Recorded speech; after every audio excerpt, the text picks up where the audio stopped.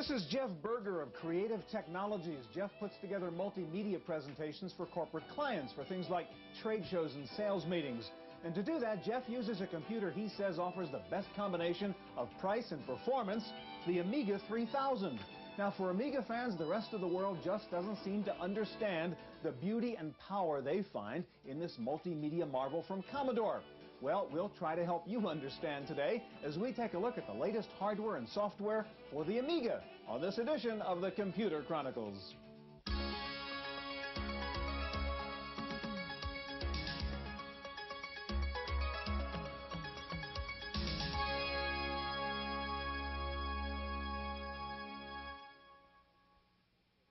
The Computer Chronicles is made possible in part by the Software Publishers Association, which reminds you it's a federal offense to copy software. The SBA provides information on how to stay software legal. Funding is also provided by PC Connection and Mac Connection, and by Byte Magazine and Bix.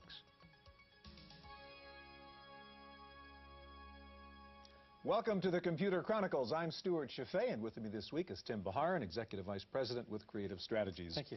Tim, what we're looking at here on this VCR is a video. In this video, if we look carefully, we'll see use of a video switcher, obviously, a still store, a character generator, paint box, frame buffer, digital video effects, and so on. Yet this was not done in a professional studio facility. It was done on an Amiga personal computer using the video toaster board. Pretty impressive stuff. Yeah. Despite this, the Amiga is kind of a mystery to me. You know, if you go to Europe, or certainly if you go to Germany, the Amiga is a mainstream business computer. Here in the States, it's still a kind of narrow niche machine. What is the difference? Well, Commodore suffered from the image of being a entertainment computer from the early days, and then also from what we call the chicken and egg syndrome. In order for them to attract software developers, they needed to have many machines on the market. But in order to have many machines on the market, you had to get distribution. Right. And because of all the competition and other things that were going on with other operating systems, they've really had some struggles. But they're starting to make a fairly strong comeback because of multimedia computing and things like this. Well, Tim, today we'll look at the newest version of the Amiga, the Model 3000, and we'll see the newest software for the Amiga, including a brand new animation program from the Walt Disney Company, the new Amiga authoring system called Amiga Vision, and the newest version of the video toaster. Now, since the Amiga has not garnered a lot of dealer support or third-party developer support, Amiga users have had to figure things out the old-fashioned way with users groups. We're going to begin with a visit to the original Amiga users group in Palo Alto, California. The first Amiga users group began life in 1985 with a handful of people meeting informally at a neighborhood church in Belmont, California. Since then, FOG's meetings have become bigger and noisier, sometimes attracting over 1,000 people. Because of its increasing size, the monthly meeting is now held in the formal surroundings of a hotel conference room. It draws a mixture of Amiga aficionados ranging from computer hackers to Commodore 64 converts. Like most other users group, this one picks up where dealer support leaves off. This sort of a club is intended to provide to the users basic information in developments in new computer technology that might apply to Amiga, new concepts and information about current product offerings, developments of previous product offerings, as well as an ability to solve problems that they might encounter in their computing. The evening meeting consists of a question and answer session and, on occasion, a field report on an Amiga user. But unlike some support groups, FOG is also a forum where people and companies can come to show off their newest programs for the Amiga. This user group was different because of the size of it. A lot of software companies sort of heard about us, and they were willing to pay to come across the country to demo the product firsthand. So we got to see most software that nobody else has seen firsthand. A lot of software were actually premiered at this meeting, so that made it very popular. For the Computer Chronicles, I'm Susan Chase.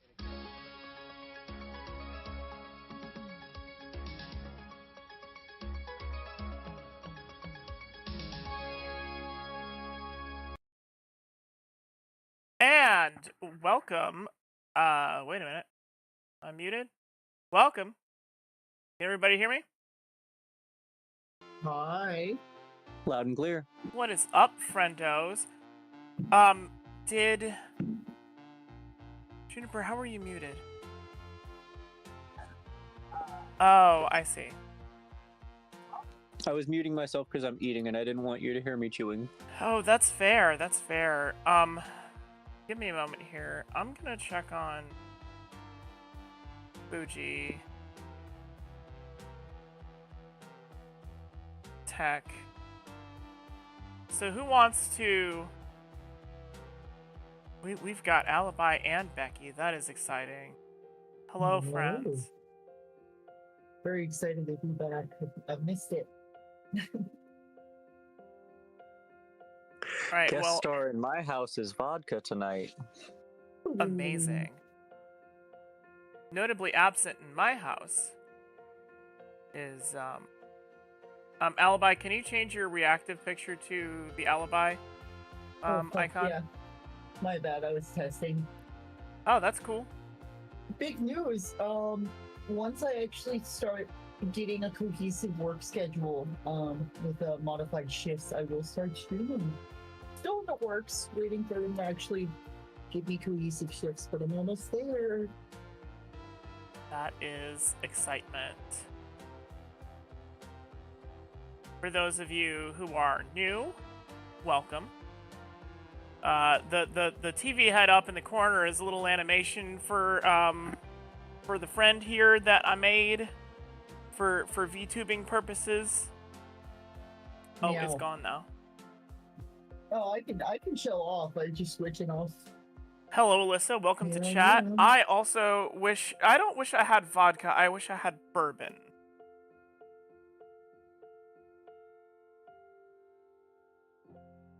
Alright, so... It's not high quality vodka, it's Pinnacle. It was $17 for the big bottle, so... The name I think literally it was means the aged. highest Yeah, quality. but it's $17 for a massive bottle, although it is whipped cream flavored. See, it's perfect. Alright, And so let's... I mix it with cranberry juice and it's delicious, but yes, continue, sorry. No, it's fine. Let's kick off. There are some of you who were not here last time, and by some, I think it was just Alibi.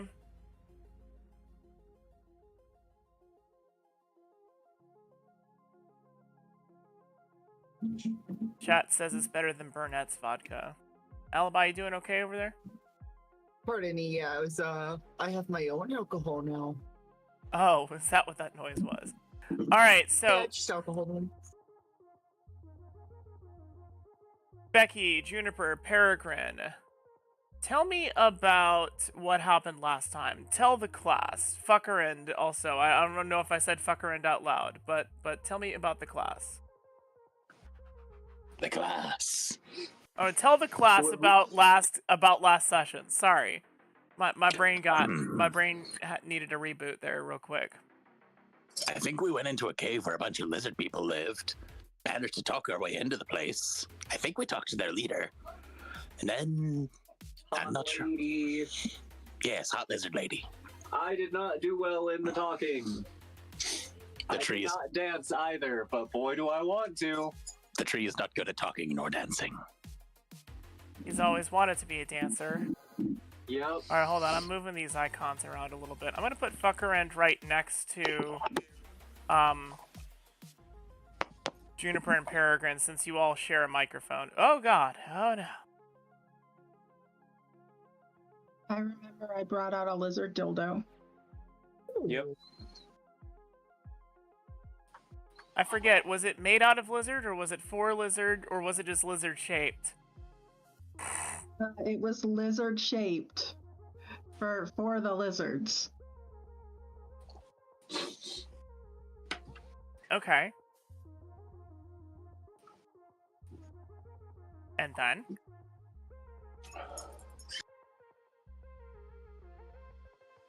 Like Alibi, last time you were here, you weren't with the bullywugs and all that, were you? Last time I was here, I got shot and almost died. Shot by what? Well, I've been Oh, carrying right. Alibi. Shot by a bullywug. That's right. Okay. Yeah. Does everyone have sufficient hydration? I have sufficient hydration. I have I'm water. hydrated. Believe me, I'm well hydrated over here. Good. I have boozy chocolate milk. Am I the only one who's sober tonight? I mean, I'm still sober for now. For now. Drinking boozy chocolate milk does not mean that I'm not sober. Yeah. My brother's sober and will probably stay that way. Did you want a drink? There's more. Sure. I made a whole jug. Sure, he's pass not gonna me be sober one. tonight. Yeah. Yeah. You just gotta, it's like almost 1,000 miles. It's 16-hour. It's easy. It's doable. Right. Just run on over. We'll just pause the game. 10-minute break, you know, and Right. and I'll drive over there. I'll get my drink and I'll come back. Get me too. Yeah, and come back. Okay. But anyway, so Alibi, we're just gonna say that you woke up in Juniper's arm, catnapping, as it were. I'm a cat tree. Oh my god, it's true. I need you to make a might check. Might? No. Yeah. Me? No, Alibi. That would be a 7.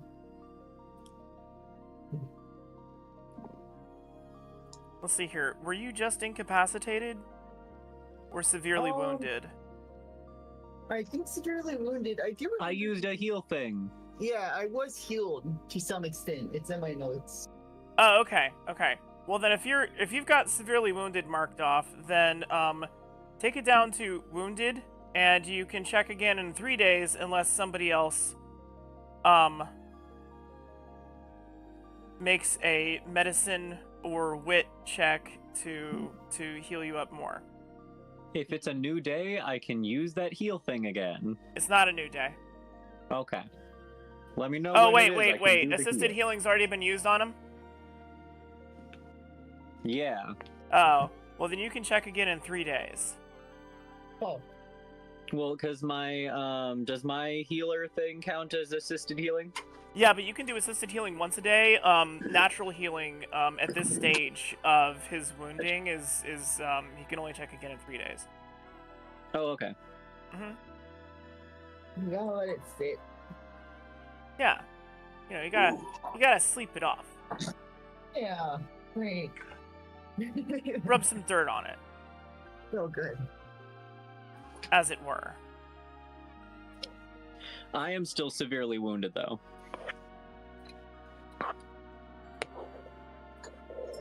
Okay, has anyone... Do you remember if anybody's tried to heal you yet? I tried to heal me with my thing. You said, when you say you tried, it didn't work? I don't think so, or like it didn't heal me a lot.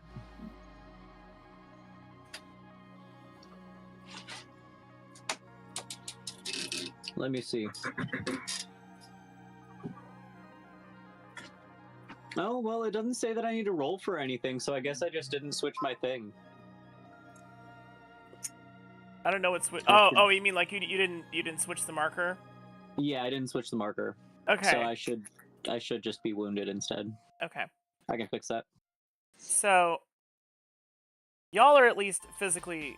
The two of you are at least physically laid up for at least another day or two. So it's a good thing that Peregrine, do you want to tell the folks at home? He is not yet in the room. Oh, damn.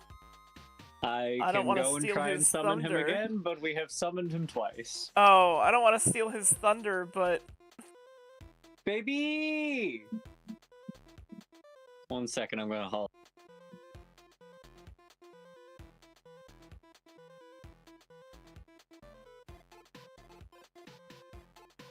So in this state of my wounding, all of my rolls are just minus 1d. If you're severely wounded? Just wounded. No, I think you're still severely wounded because we can't, Oh, shit. Yeah, we took you from incapacitated to severely wounded, and we can't do anything, for another day.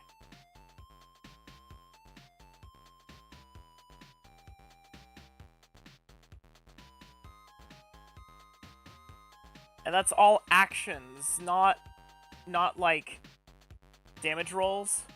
You know what I mean? Yeah. Just accomplishing tasks is hard, because you're in pain. Yeah.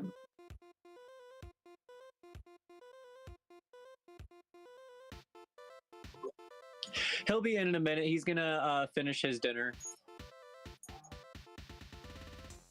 So you can go ahead and continue with the story so far, and he'll just join us a little later. Does anybody else want to add anything about the story so far?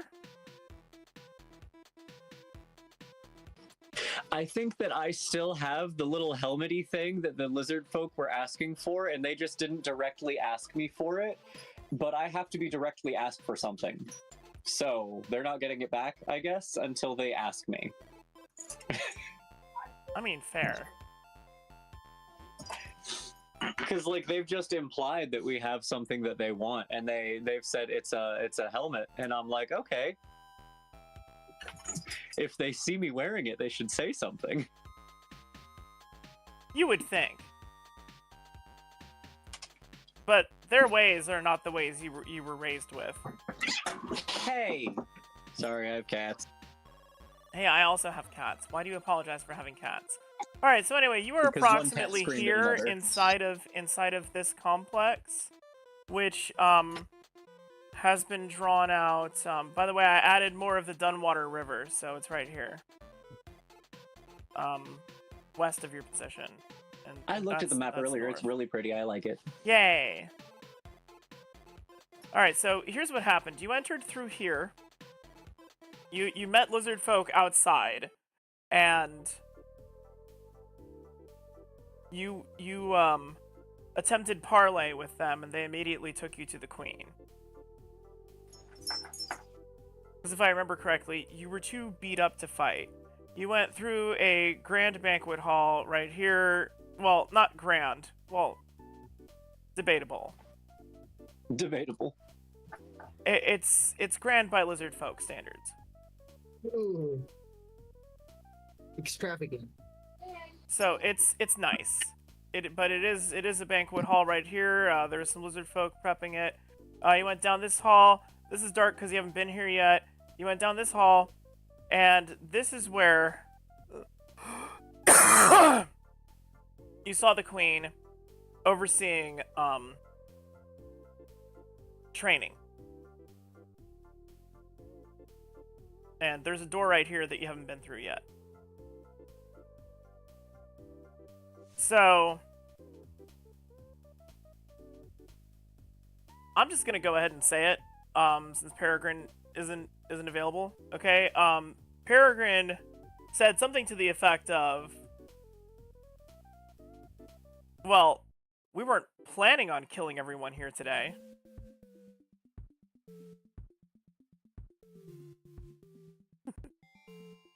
Yes, grand for lizards. But yeah, Peregrine said something to the effect of, I wasn't planning on killing everyone here today. Does anybody remember that? Vaguely. I do. He had a good line. I don't remember what it was, but it was like something along those lines.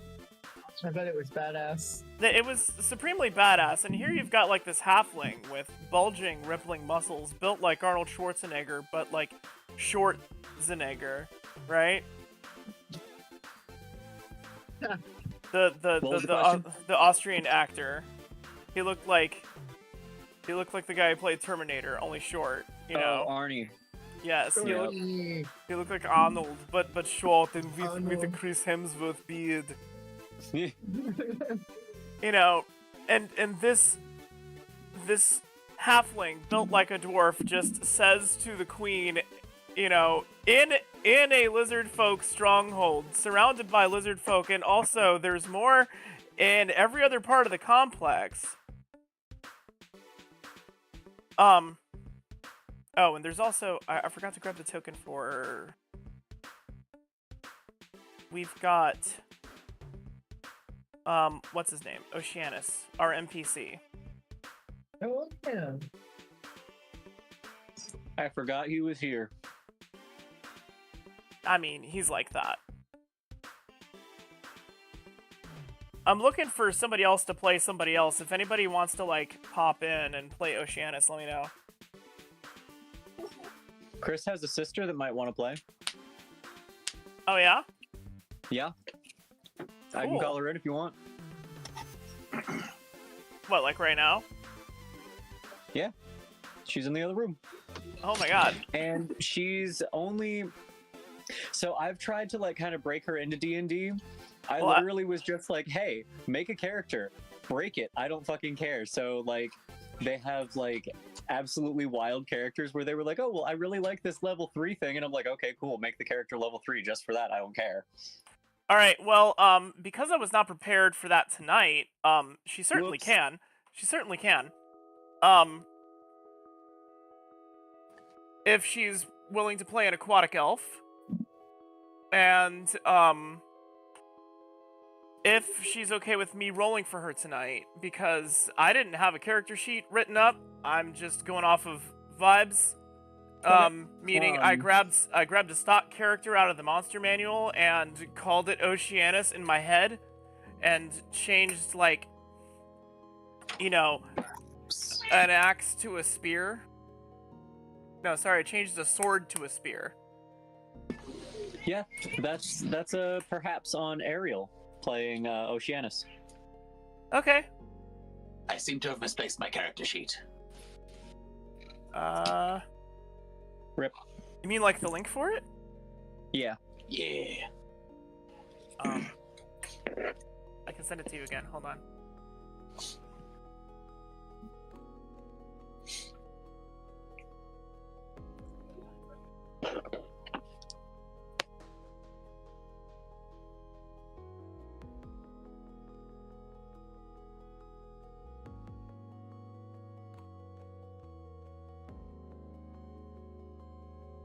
I've got the share link right here. And it's right there.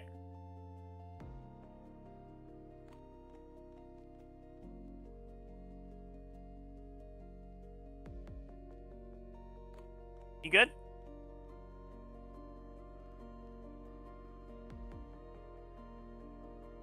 Did you find it? Okay, that's a smiley thing. Yes, okay, good. Alright, so. Isn't he adorable with his little... What are those, stickers? I love all of his, like, adorable little stickers. So cute. Good times. So anyway, the Lizard Queen laughed, and they all lowered their arms. Most everybody suspiciously, but Queen Othokant not so much, and she told you to meet you in in her, not chambers, in the throne room. And so she has left the room. So I'm gonna go ahead and... Oh, man.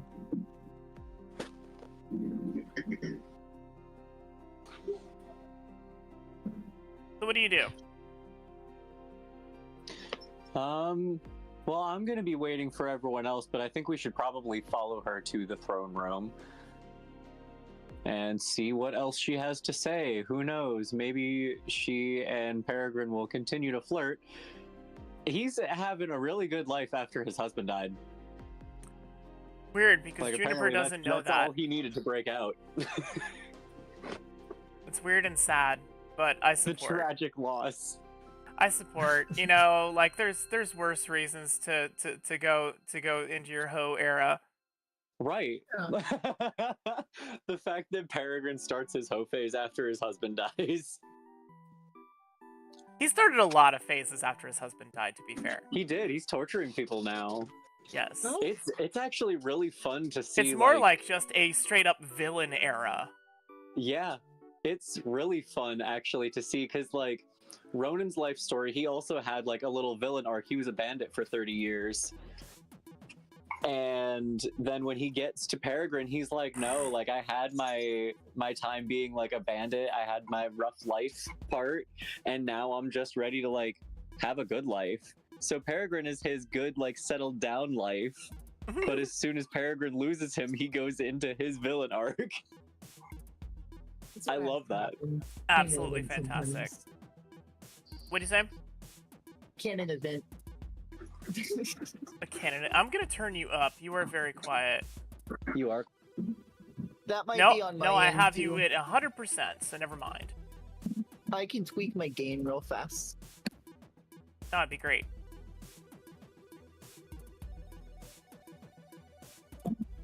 How am I sounding now, friends? Great. A little better. Sounding Yes. great. Sweet. And I can turn that up if need be. Chat, tell me how the volume is, because I know differences in volume can be... Sorry. Jesus Christ. You know, it can be like that, honestly. Yep. You never know. You're right. You're absolutely right. And when you're right, Differences you're in right. volume can be pretty... Thank you. Thank you, friends. I love you so much. Get away from my dice! Alright, so... trying to steal my dice. Who's gonna start walking first? Not the tree. Is there still a cat on me, or did I put you down? No, I'm still... I am assuming I'm still on you. Okay. You're welcome to stay on the cat tree. Yeah. That hasn't steered me into any terrible positions in life so far. Alright. So... Fucker, and you can absolutely tell the tree to just follow the lizard lady. Follow the lizard lady, tree. Alright. Tree will be following the lizard lady. And since Peregrine's not in here, I'm gonna have him come with us. I will take that power. Alright. I wonder, can I group all these together? That would be great. I've seen you do it before, where it'll be like Juniper and two more. Oop.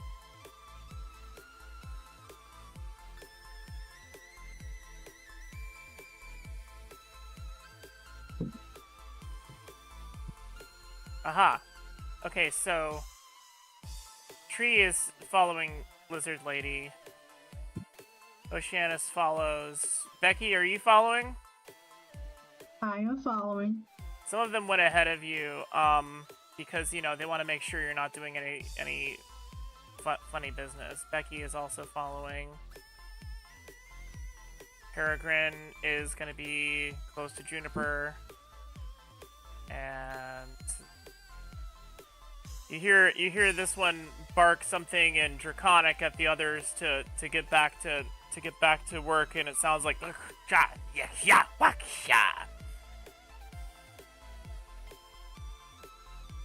Alright, so you're moving along down the hall. Let me...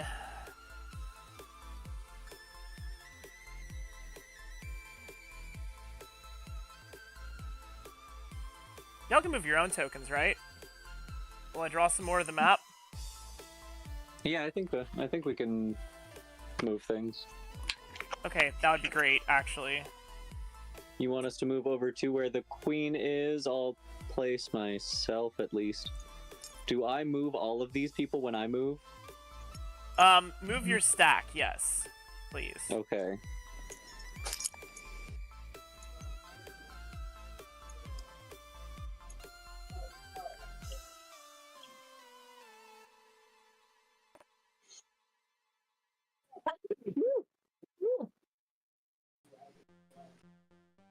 I am a stack. A laid stack, that's a fact, ain't holding nothing back.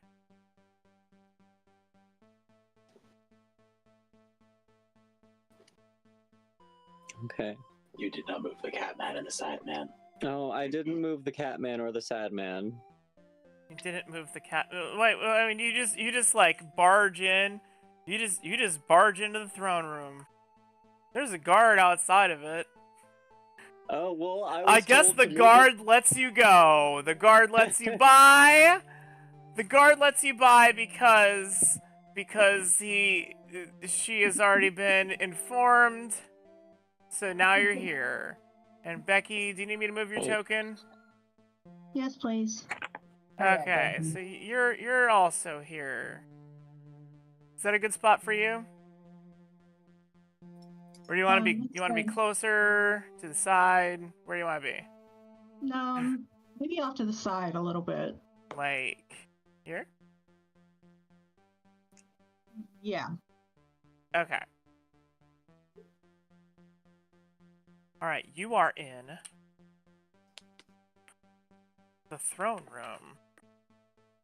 There's 2 sets of 3 pillars that flank a small central area where 2 lizard folk hatchlings are playing. I've actually got to draw them. Excuse me. I'm sorry for coughing. I'm getting over some crud.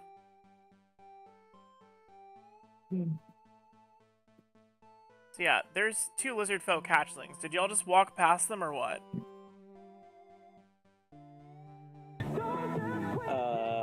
Yeah, I guess I would. Cause like I would. Ha! I guess I would. One of you gets a hero point for that joke. That's great. That I love that. fucker-end. Hello, Meta. Thank you for the crush it. That is hilarious. Have a hero No, that was point. good. That was good. Enjoy that fucker end. I guess Use I it would. unwisely. So at the far end of the room, there's a wooden throne where the queen sits. I can't center her on it for some reason, so just imagine she's sitting in the center of it. I mean, I guess I could. Yeah. There. I just had to turn snap to grid off, but there you go. It's on a low stone dais, so like not a big deal, but like that's the size of the dais, is that kind of grayish square right there. There's carvings of like reptiles all over the throne, decorating it. And who here has low light or dark vision? I do. I should. Becky should have the night vision goggles. Is one of the carvings on the throne a legally distinct Godzilla? Let's see here. Yes. Yes. I love that. Yeah, so write that down. It could come up Legally later. distinct Godzilla. Mm-hmm. Yeah. Yeah. So For legal reasons. For those of you like it's dimly lit. It's lit by sparse torches. They don't need a lot of light for a living.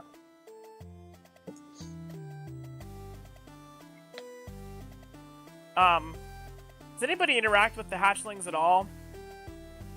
They're like just small lizard kids. Can I go over and like just like inspect them? I don't think I've ever seen babies before.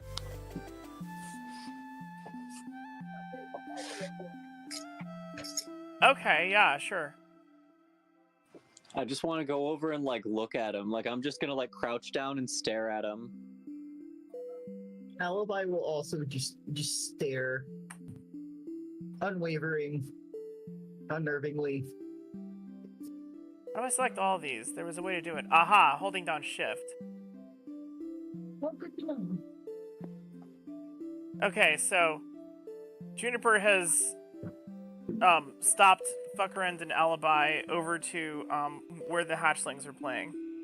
But there's I don't know if I said it or not. There's like gemstones inlaid in the throne, in like the eye sockets of these like carved lizards.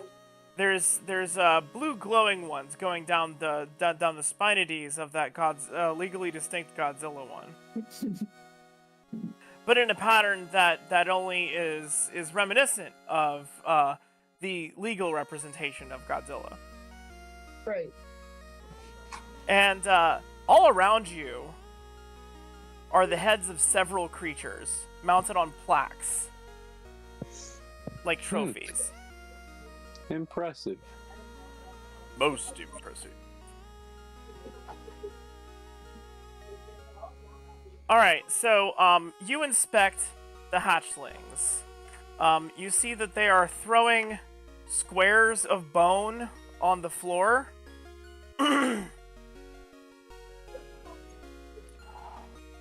Do you know what gambling is? Can I give them one of the teeth?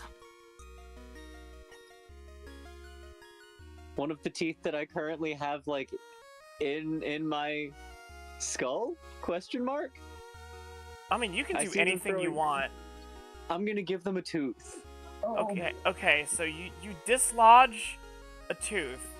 One of your more oddly oriented human teeth that you banged into your wooden face. The one that's protruding the most from the helmet that you're wearing, that you plundered off of the bullywugs. So these, Jesus Christ. Roll for. Do you speak Draconic? Nope. Roll for languages. I got that. 4D.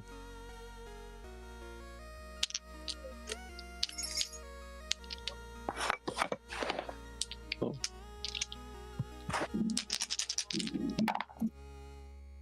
Oh, hey, my wild die was a 1. Oh, great. You are terrifying. Oh, good. I thought I would be.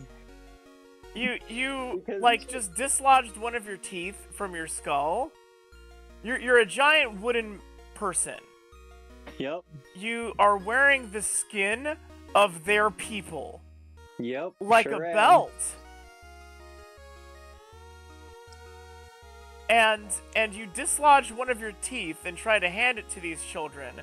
They scream and fucking nope out of the room.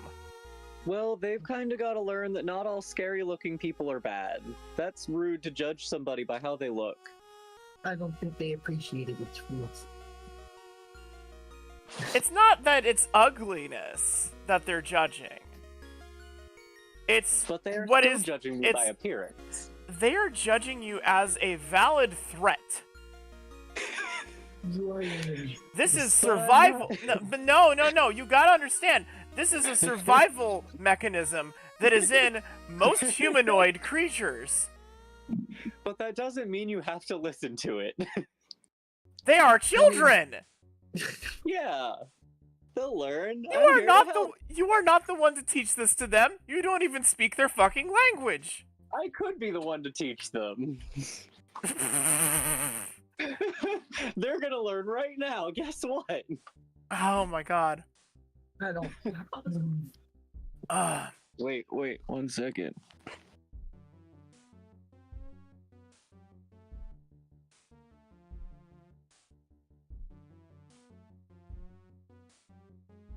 The one guard that was here gives you a look.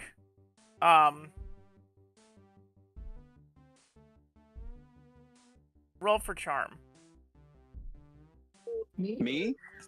Yeah, everybody. Everybody roll for charm. Why I not? don't have charm. I'm not charming. I know. So, because I wear the lizard skin belt, am I trying to charm lizard folk? Do I remove 1D? Oh, yeah. Yeah. Is it minus 1D or minus 1? I forget. I forget as well. Let me see. Trophies. Minus 2D to diplomacy. Okay. I got a 16. Well, if anybody has persuade, influence, or any of its specialties, which are, you know, diplomacy or intimidation, deception, anything like that, now would be the time to roll it. Okay, so Babe is gonna roll for influence. Peregrine is present, by the way. Sorry, I was eating dinner. Hey there, Beefcake. Would Streetwise apply? It just for future could. It's one of those, like, loose skills where if you could explain to me how Streetwise is applicable, I'd let you use it. No, I got you. So this would be the time to explain to me how you think it's applicable.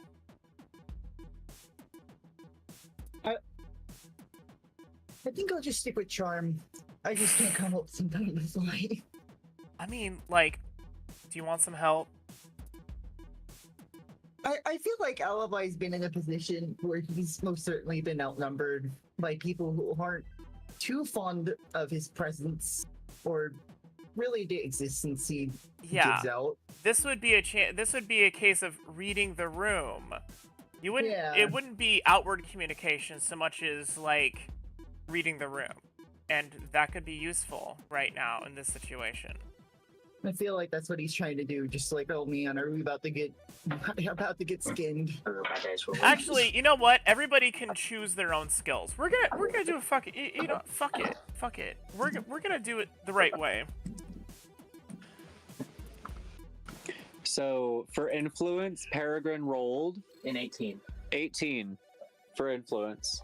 Cool. You just gotta tell me like what you want to do as far as influence goes. Okay. What are you trying to influence? We're sure what we've been doing.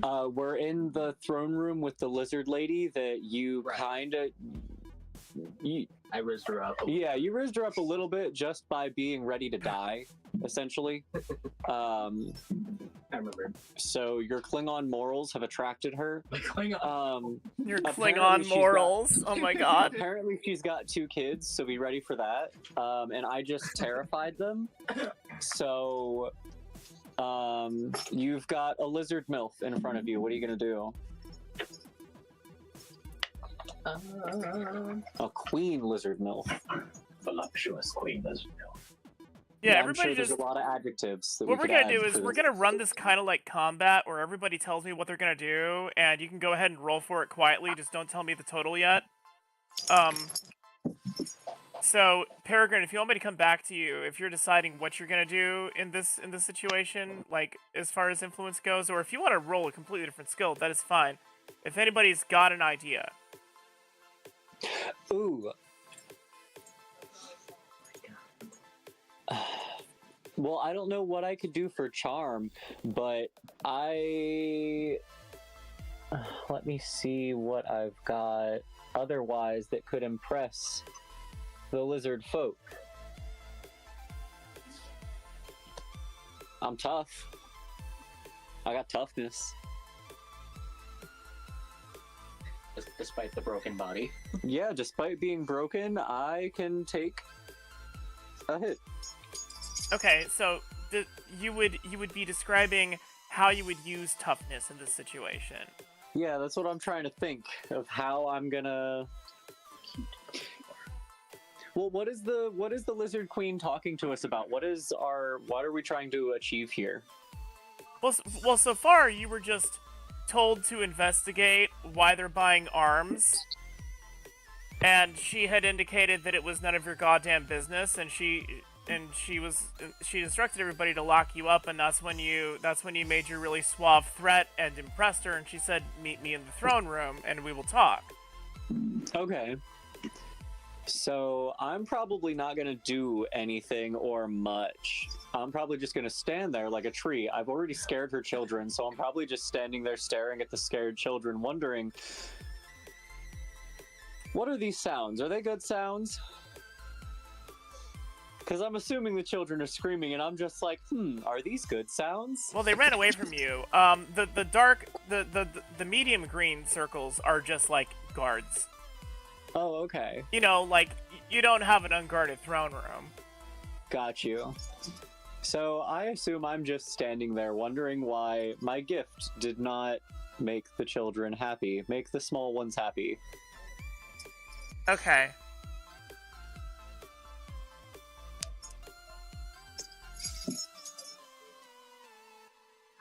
Alibi, you're reading the room, right?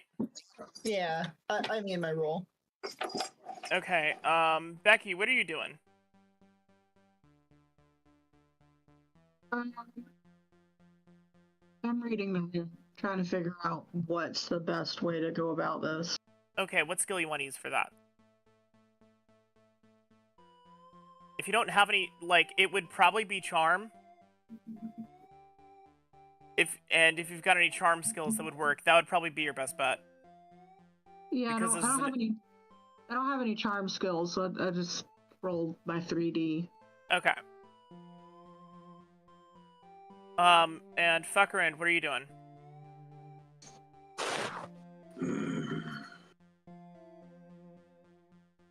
I swear to God, if you prep that rubber chicken, I'm gonna crawl through the monitor and do something not nice. Decided it's too long of a drive, huh? I figured out it was easier to just, like, you know, hack into your computer and, like, press my face through the monitor, you know? I mean, if it works, it works. Glazed eyes. Oh, you're just dissociating? Thinking of mushrooms. Oh my God. So you're taking a fail.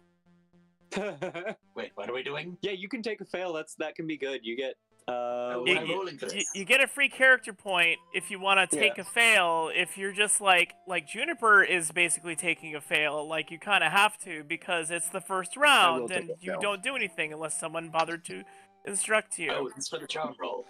Yeah. It doesn't have to be a charm roll. It could be a perception roll. It could be a combat roll. It could be an agility roll. Like you could. So what we're doing right now is a thing called a skill challenge that I have borrowed from multiple sources based off of 4th edition D&D. Okay. And the way that this works is it's called the Obsidian Skill Challenge. The Obsidian Skill Challenge. Okay. What we're going to do is it's going to run like combat in 3 rounds, okay? Everybody announces what they do in this situation. It could be any of their skills. If you have spells that might actually be used as like a spell-like ability kind of thing.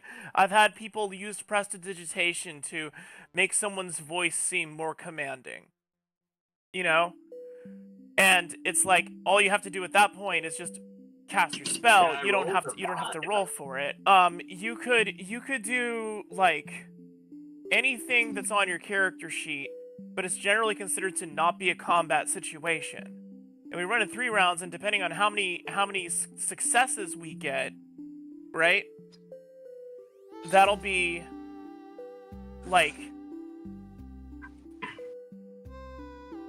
what am I trying to say? It'll dictate the outcome? Yes. Can I search around the room for farts to fuel the jetpack? Didn't you already fill it with swamp gas? Did I? I think you did. I think it's full. We were hanging around a swamp. Yeah. Yeah. You're gonna use a jetpack indoors? No, he's just gonna fuel it. Like, he's gonna make sure that it's full. I feel like that's the best idea. Using it indoors. We are indoors. Yeah. I can always check my equipment to make sure it is working. Or at least that it is not broken. Well, I don't think any of it's broken. You just might have to refuel, because I think you did use it a little bit, but we were out in a swamp, so I assume it's refueled. Yeah, I think we refueled it last session, because last time you used it was... you've been riding on Juniper's shoulder ever since we had that encounter with the ogre... With the trolls. Ever since we had the encounter with the trolls, you've been riding on Juniper's shoulder. That is true. Presumably filling it with swamp gas and, you know, troll scents. Yeah. So it should be pretty powered with troll scent. Mm-hmm. Troll scent might be like fucking NOS. Nobody does anything I can do in the situation, really. Yeah. So you can just contemplate the fickle nature of small things with me. I mean, the less y'all do, the less likely you are to succeed in this situation. This could go south. There's not much that I can do to improve the situation, I'll be honest. I'm kind of the problem here. I could drop some designs for that new weapon I was thinking about. Oh, you could use those for trade. Maybe, because if they're buying weapons, they might want designs for weapons. If you have simple designs for weapons that they can make that are good, they might want that. That might be a trade setup that you can, like, actually supply them with designs that they would be able to use as lizard folk. Things that they can make themselves so that they don't have to pay somebody else. You can set them up with an entire deal here. If you want, you can get real entrepreneurial with this. I mean, they are buying weapons. They don't, as a society, they don't forge. But do they craft? They craft. But they don't forge. But in order to keep up with like modern weaponry, what they typically do is forage. Yeah. So we can tell them to forage things like obsidian that they can cut into shards to use for arrowheads. They're single use essentially because obsidian is so what is it? Brittle. Yeah, it's so brittle. Well, I mean, they would know that. Yeah, but you can use them for like shrapnel and things like that, and we can give them better designs for things like, depending on their level of machinery, we can give them designs for cogs, which they can buy single purchase a bunch of cogs, and then they can use those to make crossbows instead of short bows that they currently have. I would say... So you can advance their weaponry just by giving them designs for things. Or at least that's how you could sell it to them. I mean, but how would they make the crossbows if they don't? It, like, you gotta think, like, we're in a, like, whatever you would call it, whatever kind of age. Artificer.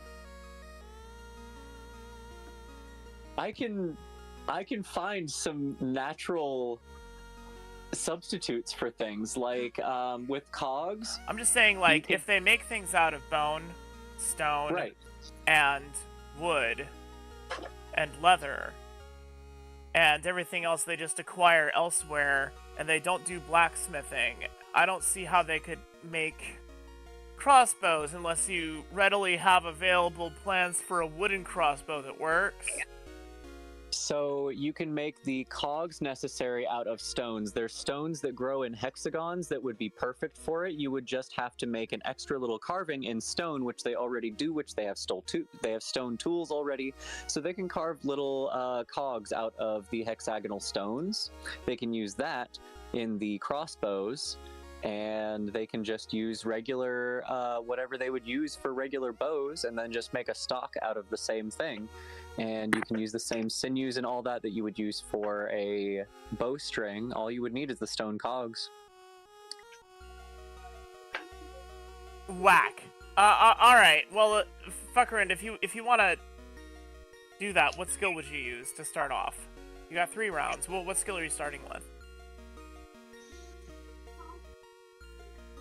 Would that fall under artificing or trades? Artificing, because that's more like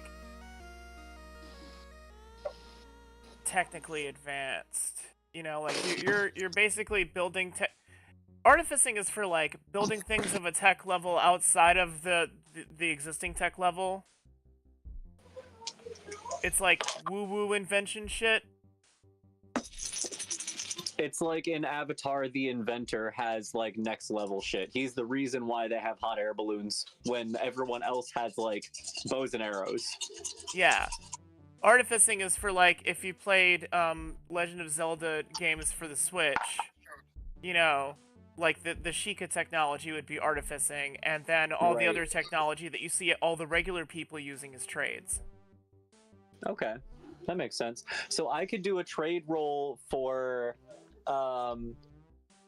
can I make a quick crossbow to show them that they can use tools like that are around them? Can I ask them for... Can I take 5 minutes to write up a list of the items that I would need to ask them for and see if I can do like a quick show? You want, after scaring 2 children in the Queen's small children in the Queen's throne room, to ask for 5 minutes in a language that she may or may not speak.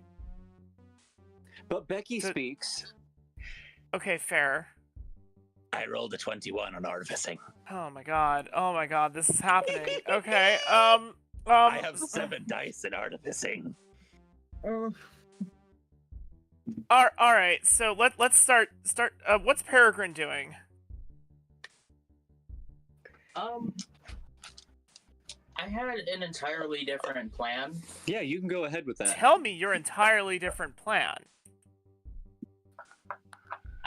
I would love to see this train wreck of like conflicting ideas.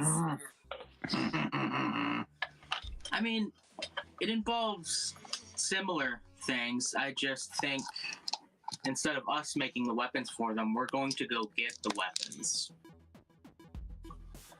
Like, offer to pick up their next. I know they weren't super partial about telling us where they got their smuggled weapons from. Yeah, and the city of Saltmarsh isn't keen on lizard folk who do not associate with the people of Saltmarsh amassing weapons, which is why they sent you. Which is probably why they had to be smuggled instead of properly bought. This is an interesting idea, but I need to know more about, like, what your reasoning would be. But for now, you can start off with... See, as the first round, all you have to do is kind of, like, start with your idea, and then develop it depending on how well you roll and how the next round goes, okay? Yeah, he has an idea. It'll just take him a second to explain it. So what was it? Yeah, I'm sorry. I know he had more. So I was thinking of asking them, who exactly they got their weapons from, so we could go pay them a visit and maybe still get them their shipment while taking care of the original smugglers. Okay. I can see how this could begin to form a coherent plan, actually. This is actually the opposite of a train wreck at this moment.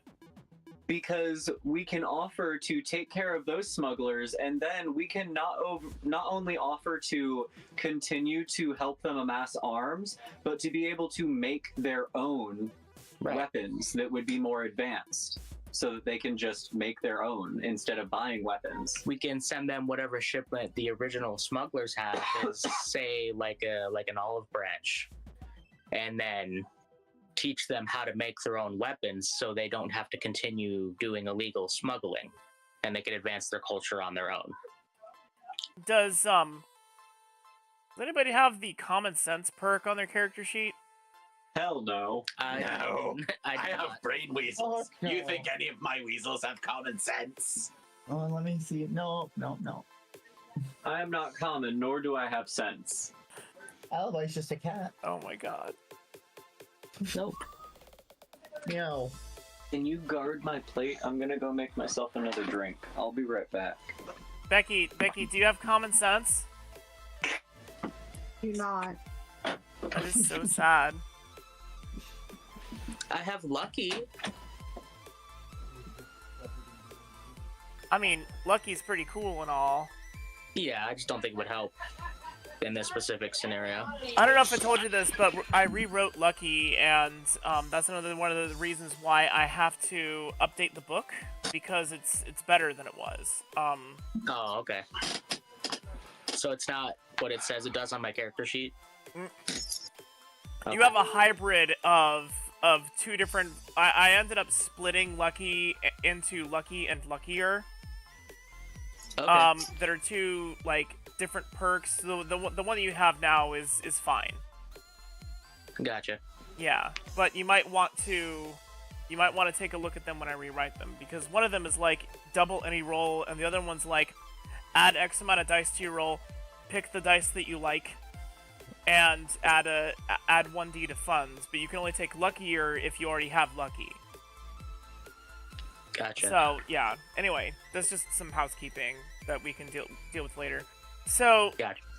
Okay, so everybody who hasn't told me their role, tell me their role.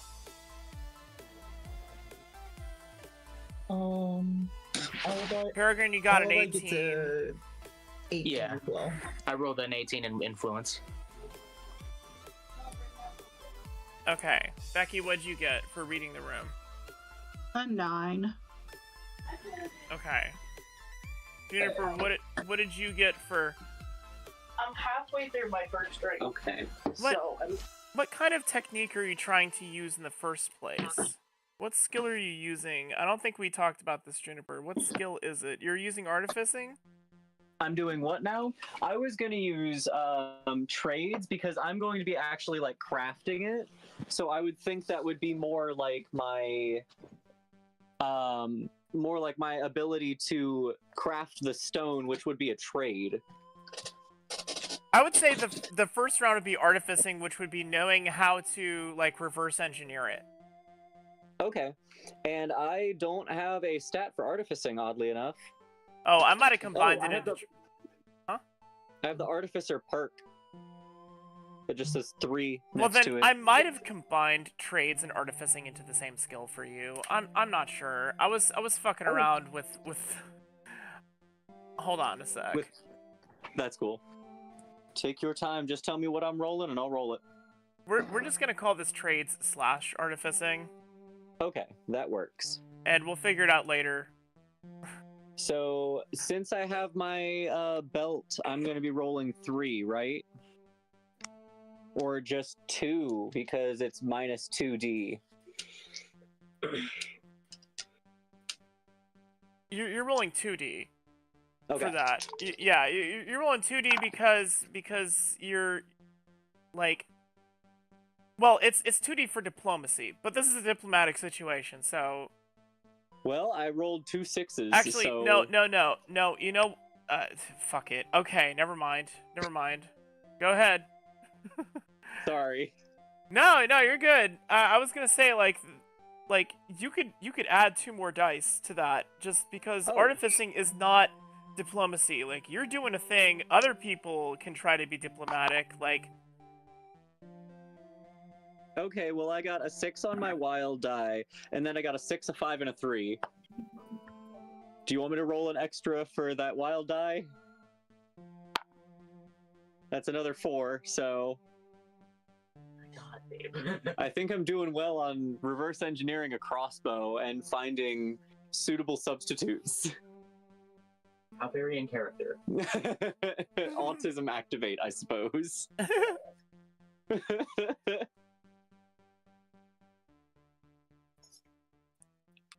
Okay, give me a sec here. What was your total? Oh. 12, 20, 24. Magic. Is it 24? 24. Jesus Christ. Okay. Alright, so... For those of you trying to read the room, it's very testy, very reserved, very demure. And we're over here having a fucking science fair. Oh, great. Yeah, this is contrary to what you came in saying you were there for. Hey man, we're here for a lot of things. The Queen regards you curiously, narrowing her eyes. Turn up the Riz, baby. Oh, I thought I already did the rizzing. Continue. Keep rizzing. I will say, anybody who, uses charm gets, a +2. Ooh.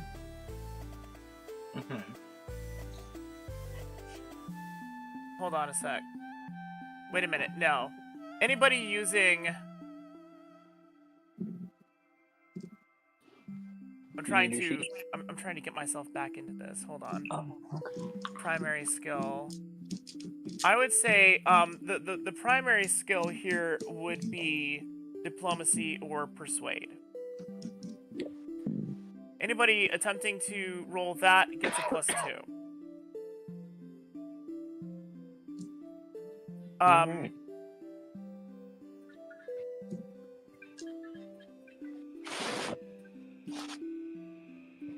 Yeah.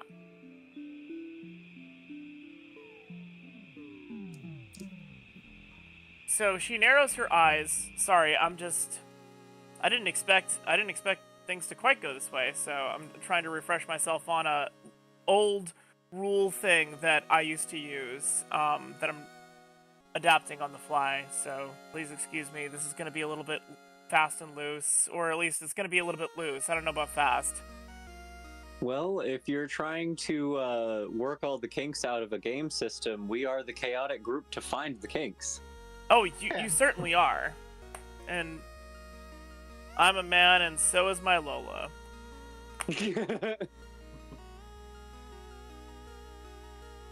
Alright, so she narrows her eyes and she says, "Who says we need your help at all? Do you not think?" Wait, sorry.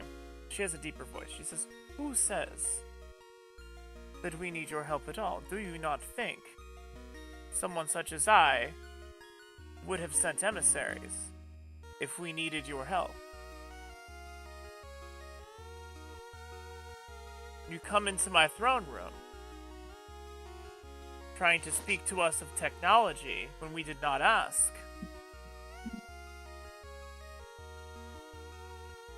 You, with your unscaled bodies and your..."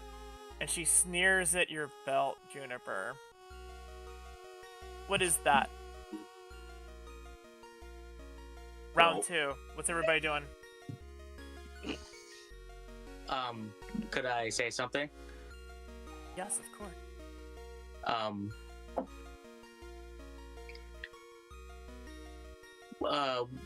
We didn't mean to come across like we're trying to help you. I'm just merely offering a trade. Our lives for more weapons and ways to create more and amass your empire. Maybe you and I can continue. Okay. Is that just you talking, or are you going for diplomacy? Yeah. Oh, okay. So if you're just talking, hold up. She says, "My empire. Amass my empire." And she looks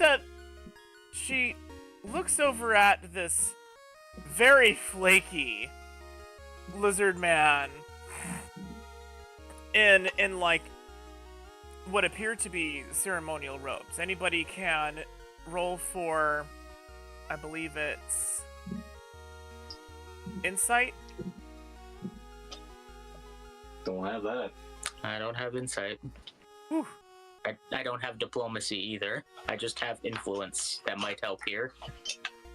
Well, diplomacy is just a specialization of influence, and so if you're using it for diplomatic reasons, I'll still give you the bonus for that, okay? Okay. Would insight do wit? Yes.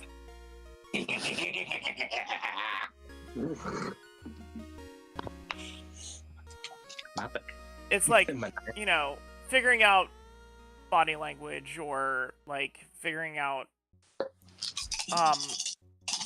what people are doing for, like, how do I describe insight? 13. All right, it's not.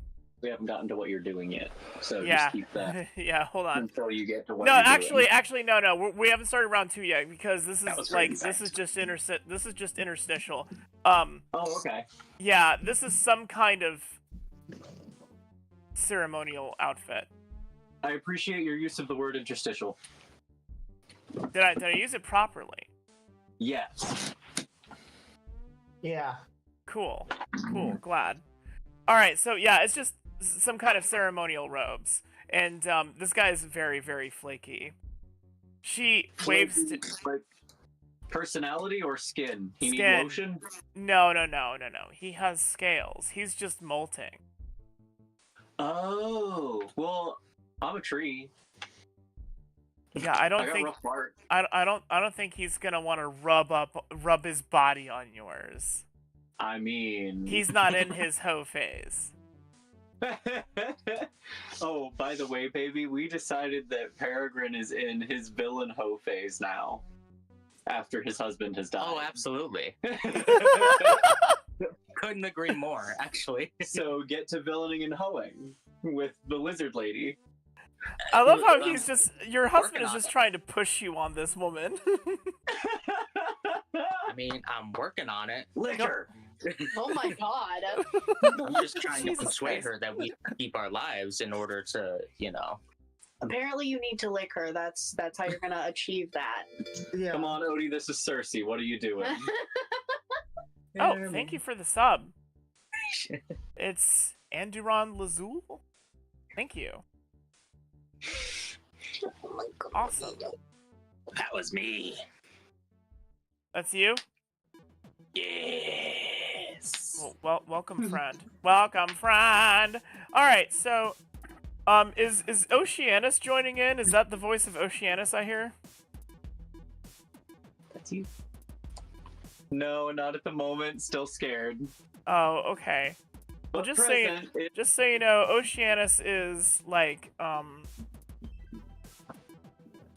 spy, like a aquatic elf spy, and had stowed aboard a smuggler's ship and Okay. got captured. So he might not be a very good spy. You might be in the bimbo club, just like the rest of us. Well, that's how my other character is. So. We just found out that none of us have common sense, That so... makes a lot of sense. Common sense is a perk where I tell you your common sense tells you blank, and I give you a giant meta hint. Interesting.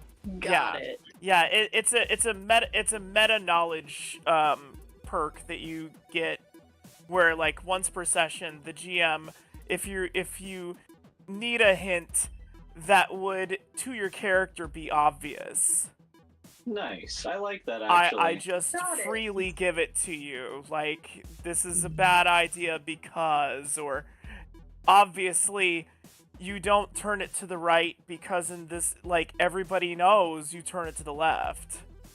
Hmm. You know. That's fair. Let me get a little more drunk and I'll get back to you. Well, anyway, Oceanus may or may not have common sense either because, do you want Oceanus to be, what's Oceanus's gender if you're playing? You can choose whatever. Female, I guess. Well, it's not a gender, but okay. Yeah, that's it. That's a sex. I don't. But you can choose to do whatever you want. I'm playing a tree. I'm good right now. Okay. Yeah, we've got a hermaphrodite in the party, you know. Yeah. I'm a gnome. And a I gnome. don't, is No. gnome a gender? Is it a gender? Is gnome your gender? Is it? We're asking you! We're asking gender check? Chaos. Chaos.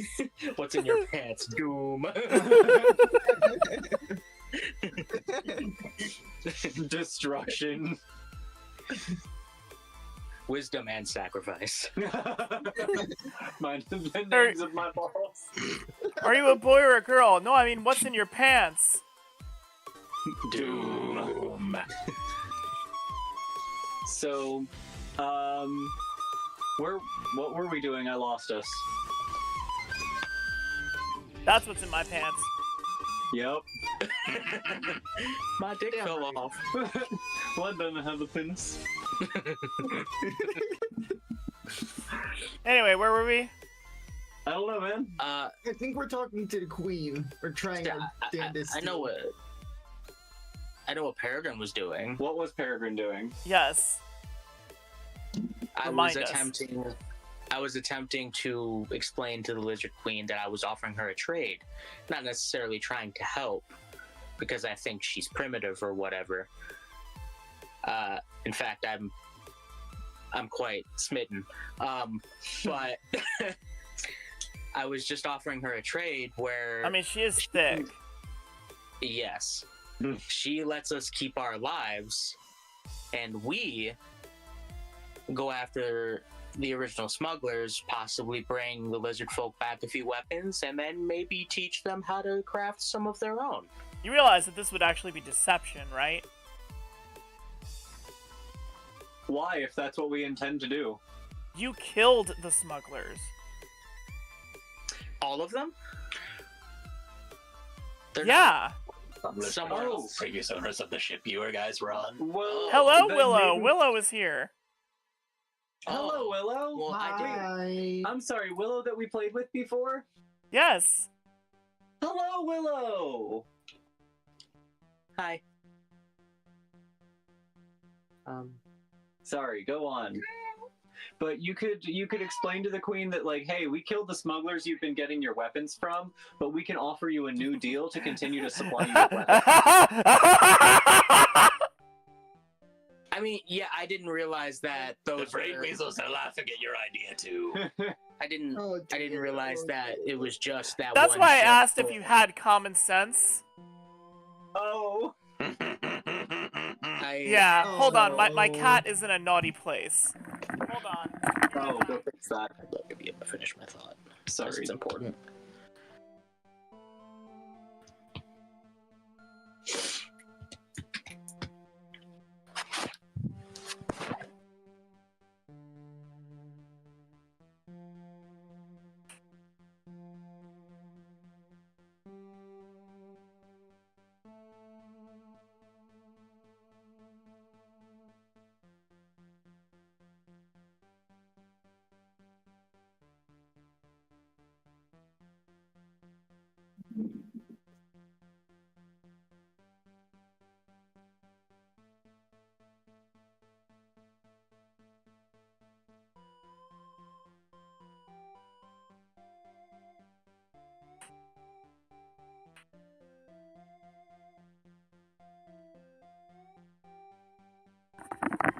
Alright, gang, look.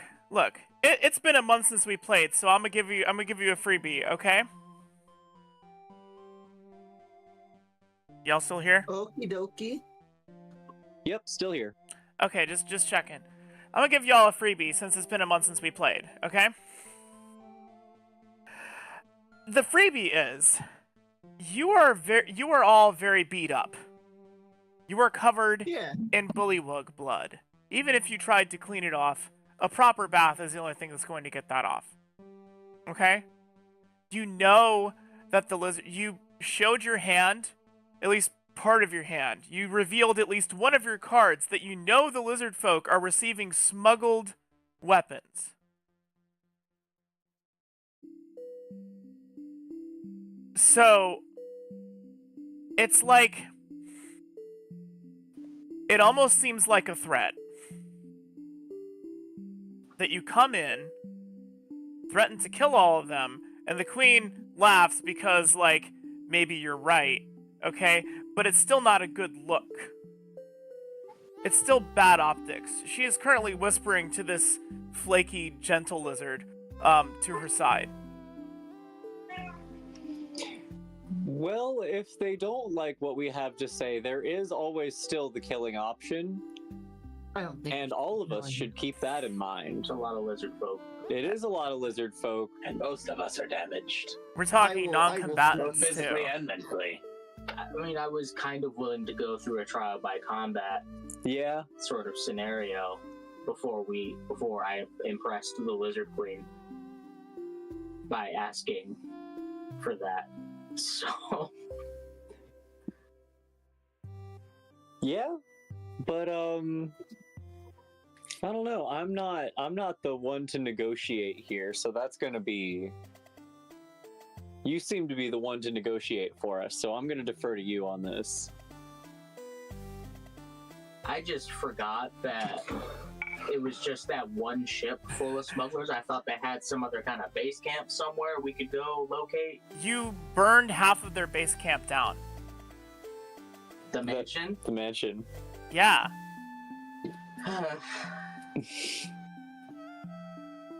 She doesn't know all this yet. Yeah, I just wasn't thinking this was their main hub. Yeah. I don't know. I just had it in my head that they were somewhere else. We thought this was a lot bigger operation. No, you killed some small potato smugglers who were probably members of a guild of some sort off like outside of the city, like probably in the Princes of the Sea or whatever those fucking pirates are called, the Sea Princes. Like they're probably in some like smuggling guilds that belongs to the Sea Princes, like in the outlying ocean areas beyond Saltmarsh controlled territory, but these guys were just operating like most smugglers, independent contractors. We thought we were like dealing with the entire Yakuza here, and it ended up just being like a neighborhood where one Yakuza member was like, hey, I'll start something here, and it ended up just being like, hey, give me your lunch money. And we have destroyed the lunch money guild. You didn't destroy the lunch money guild, you just destroyed the local lunch money collection racket.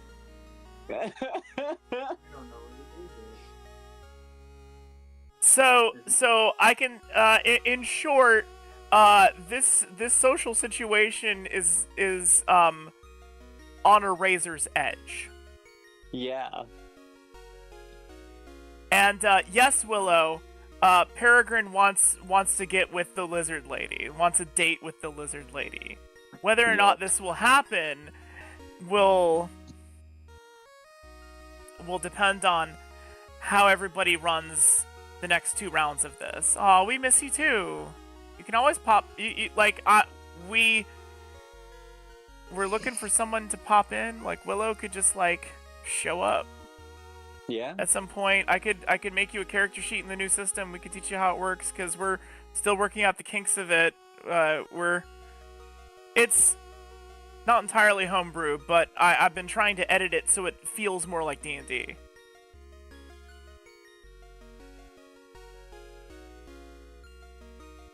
So yeah, what do y'all want to do? Well, now that we actually study the situation... They're not going to be happy that their weapons operation has been halted. Right, so I still think that we can offer to continue. We haven't revealed that to them yet.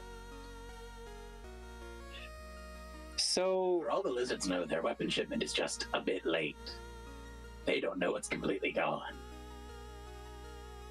I'm glad you like it, Alyssa. And Willow says that they can't join right now, but once they move, maybe they can. So okay, good to know. Sorry. So you were saying? So we can still offer to continue a sort of business with them, so that they don't just lose that operation. We can replace that operation, and it can be much more beneficial, including perks like good halfling dick if you really want. So we're replacing... The problem is Juniper isn't the one who can propose this. Exactly, that's why I'm just saying y'all are gonna have to do it. I'm just... Yeah, Juniper's just floating good ideas over here, but can't actually communicate them or even come up with them to anybody. You hear a transmission. So you're saying we replace the smugglers that the town of Saltmarsh begged us to investigate and possibly take out? Yep. You are potentially doing that. They can work through us too. If they want to control what the lizard folk get, talk to us.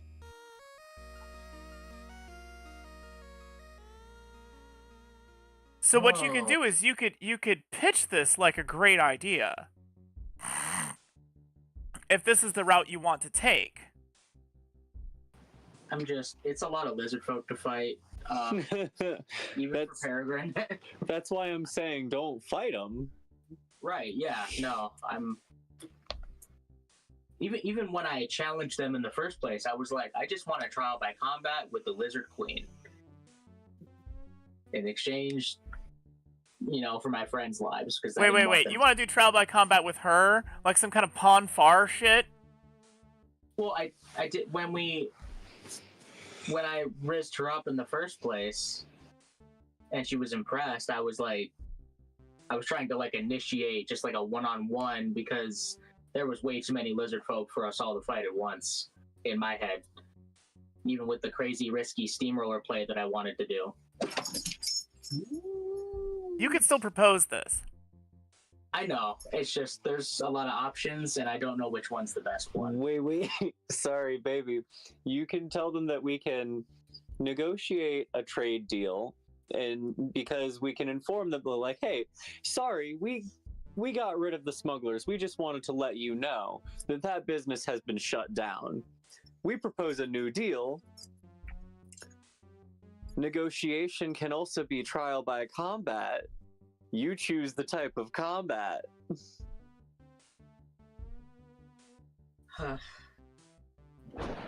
You can still have your one-on-one with the Lizard Queen.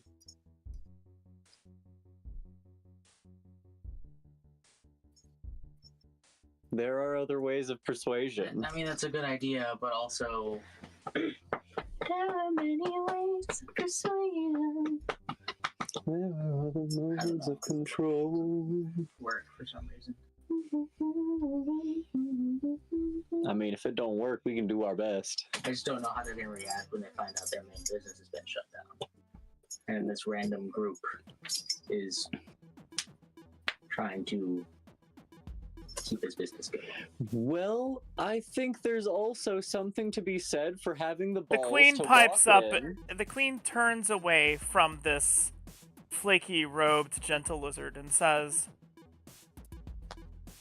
how did you know that our weapons are not simply late,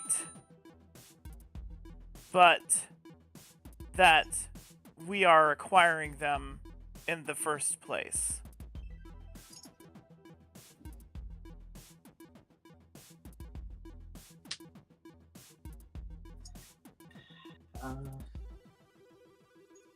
The people of Saltmarsh didn't know, did they? All that specific information. No, I think we. Oh, you told them that at the town council meeting, right?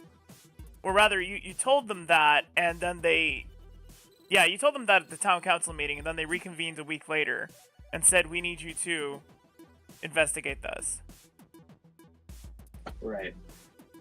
Or rather, could you be the ones to investigate this?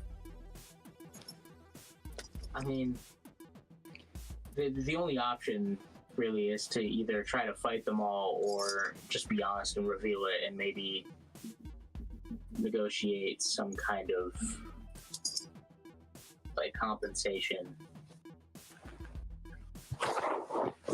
So, you could just do, let me tell you a tale. What does that mean? You know, like, story time. You could do story time, where you explain that you weren't trying to hinder the lizard folk. But I'm not going to tell you what to do. Right, you can. But this whole like be completely honest with her thing might be nice. The more information you're up front with, like, it could piss them off or it could help, but it's worth a shot. With as blunt as the lizard folks seem to be, I think that they would appreciate the upfront honesty that you have, and also the balls that you have to walk in there and say, hey, we disrupted your operation. Yeah. We'd like to... And it would be within Peregrine's character to, like, be, like, that honest. Yeah. And kind of, and like, yeah, sorry, fucked up, but you hear me out, I can help. Yeah. To be like, hey, I came here not only to let you know that I fucked this up for you, but also that I have a sort of fix if you're interested. So I think the lizard folk might actually appreciate that honesty and the logical, like, hey, I broke this, let me fix it for you. I think they'll appreciate that. So alibi, fucker in. You were not part of this at all. You were not part of the Scooby-Doo haunted house operation. Nope. No, I don't even know. I'm just here to get paid, and I got shot. No, I'm sitting on a tree still. The tree's doing science projects, apparently. I don't know. I can't talk to it. What do you want to do in this situation? I think I'm gonna dismount the tree. You don't trust me anymore. I haven't trusted Juniper since they pointed their crossbow at me. You just said earlier that I have not led you wrong. Say anything if it means I get wherever I need to. Oh my goodness, you little hoe. Oh man. Oh man. Oh shit.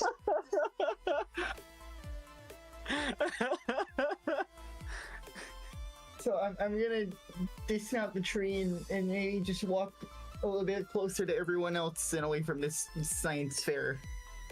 Okay, so you're like what? Here? Still going on. I forgot about that. Yeah, because they are science fairing right over there, trying to MacGyver something out of remains. I believe I wasn't really paying attention. Bones are involved, yes. Yeah, remains. I also want to remind everyone to hydrate while we're still here. Oh, yes. I will drink a fluid. Hey, participation counts. Excellent. If it helps, it is like a V8 splash partially. I tell you what. I'm gonna mute myself, and y'all take this opportunity, all 5 of you, to talk amongst yourselves. I'll give you a topic. A thigh master is neither a thigh nor a master. Discuss. I'm gonna get some more water. I'm gonna give you guys like 5 minutes to really like sort out what the plan is, what you want to do. Okay? We got you. Okay. All right. It fits. No-nonsense patios. The first patios with 16-point contouring shapes itself perfectly from your ankle all the way to your waist. It fits you like no other patios around. And that's no nonsense. Add some color to your life. No-nonsense fashion color patios with new fall shades. And see what develops. It's picture perfect. And that's no nonsense.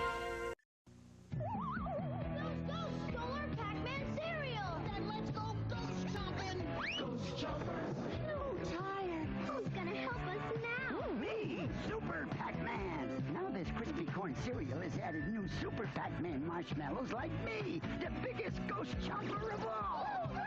Ghost chompers! I'm a ghost chomper too!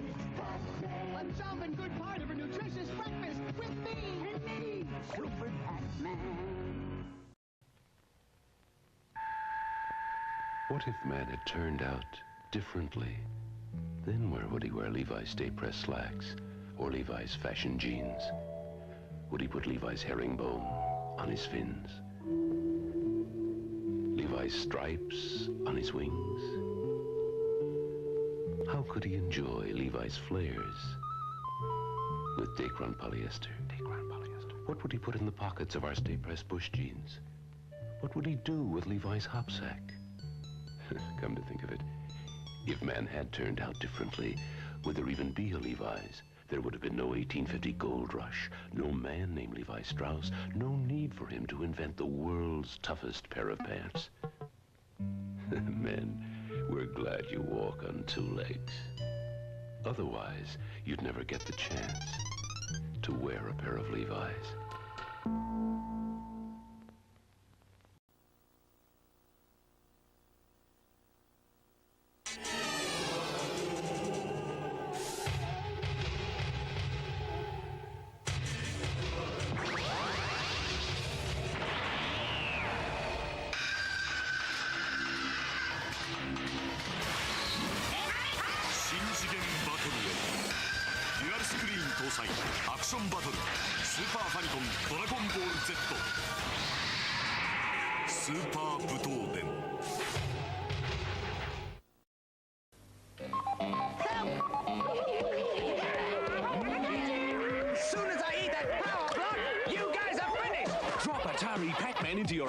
Video computer system, and you're playing the hottest game since Space Invaders, Atari Pac-Man.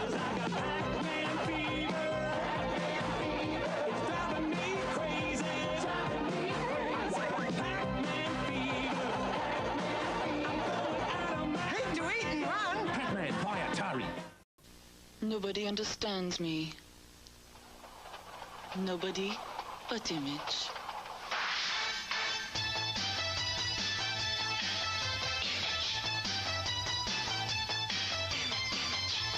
Image. Available only at fine salons. Call 1-800-HOT-HAIR for the Image salon nearest you. Let our image be part of your image. All aboard.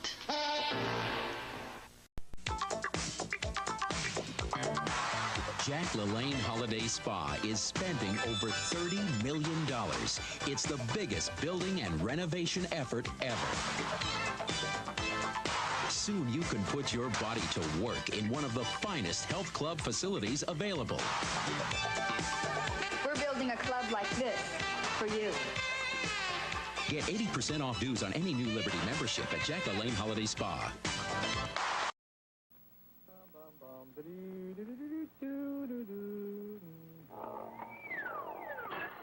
Worried about your future? Join the Navy. Hey, young fella, Navy has news for you. If training or travel or pay you want, get into the Navy blue. Navy trains you, gives you a job that's great. You're sure to go higher, and when you retire, you'll only be 38. How about it, Nate? When a guy enlists in the Navy, he gets his initial clothing, food, housing, medical care, and his pay. He'll have a steady job with extra pay for special duty, 30 days leave a year, regular promotions, and he may retire on $2,600 a year. Think of that. So for real security, join the Navy. If you are between the ages of 17 and 31, drop in on your nearest Navy recruiting officer today.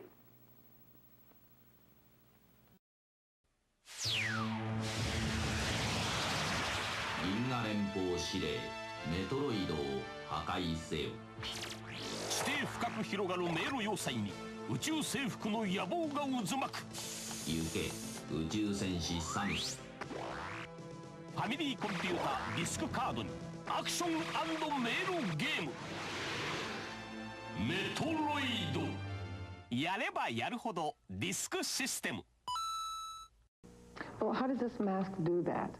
Well, if you can get the idea of what doing 8 setups a second would do for your stomach, you have an idea. Like 3 jugs of juice in essence, to mix it with. All right, and I'm on like my 2nd or 3rd. I haven't been counting. Getting drunk tonight. R.I.P. We are back. Hi. Yay. Hi. Ginger, you're so pretty. Ignore what I wrote in chat. Oh, rip. What did you write in chat? In our chat? Nothing. I didn't write anything in chat. What's written in chat? Read it. Honestly, we might TPK, and for the record, I did not plan this. Oh no! Oh fuck. So, let's try this plan. Oh, grand. The plan. The plan chosen specifically not to kill Kuzco. just don't be surprised if I start running, and don't stop running. You can be the only one to escape. Tell our tale. Oh yeah. Yeah, we don't have attacks of opportunity in this system, so you could, in theory, run out. Just take my pseudo dragon and run.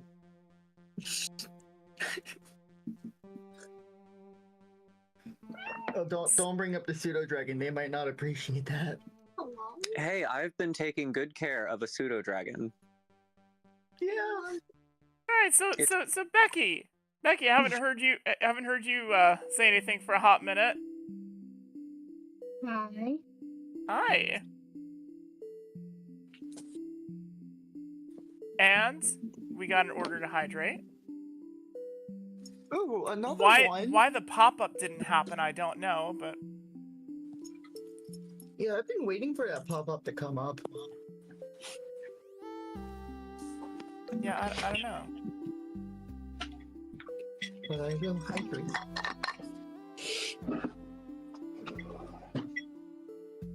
Are you guys more fridge water or sink water type? My sink water is perfectly fine. Yeah, I like certain waters from certain places, like different people that I know, different houses that I go to. I know there's some of them that I can drink their sink water, and some of them that I'm like, do you have a filter? They do have different tastes, don't they? Yeah. Because, like, up here, my in-laws' house, their water is their own personal well, and it's really good. Yeah. That's So, water. about what's happening here in the throne room. Yep. We are here to propose a deal. Juniper is not proposing any deal. The others are, I assume, Peregrine, because Peregrine is already rizzed up the queen once. So I'm gonna pass to my lovely, Oh, hello, lovely Zed. male wife. Just as I put in my Patreon code for the month, so maybe that's what it was. I like all my minerals and heavy metals in every glass, so sink water is great. Thank you, Zed. That's amazing. Yeah. No, you need those minerals and heavy metals. They're good for you. Listen, everybody loves heavy metal. Yeah. It's your one-way ticket to midnight. Alright, so... Should I put on the danger music? What's happening here? Y'all had 5 minutes for to... our lives. Okay, so somebody... say what skill roll you're doing and say how you're going to do it.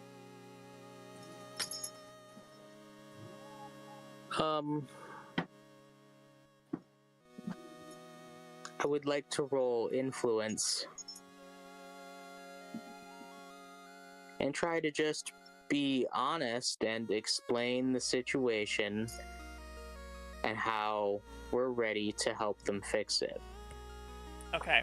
I will give you a +3 instead of a +2 if you want to tell the entire story. However, it's fine if you just want to list the topics you want to touch on. And you can get +2 for that because you're doing it in a diplomatic way. Back up. Okay, so, And if anybody else wants to join in on telling that story, which I guess would just be Becky. Becky, if you want to join in on telling that story, I'll give you a +1 to whatever you end up rolling to. But you don't have to, you could just list it. Sure, I'll join in on telling the story.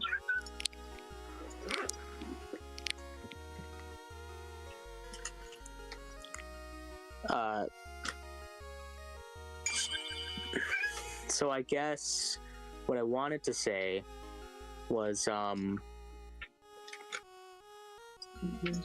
how we know about the smugglers and the weapons that they've gotten. We may have been paid to investigate said operation, and we halted said operation, not knowing it was going to affect you guys. The robed flaky one leans in and whispers to the queen, and she grabs his robes and pushes him slightly away. Her eyes locked on you. We would like to repay this travesty with the continuation of said operation, brought to you by us, because we feel bad, and sorry, I didn't have time to word this. A tiny... There's... Real quick, roll for wit, Peregrine, while you're talking, but keep going. Okay. I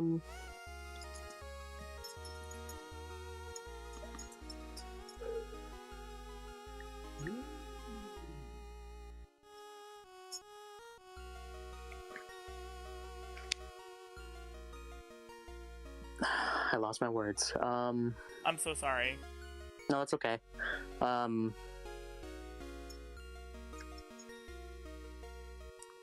basically, we would like to repair our operation and keep things civil between us.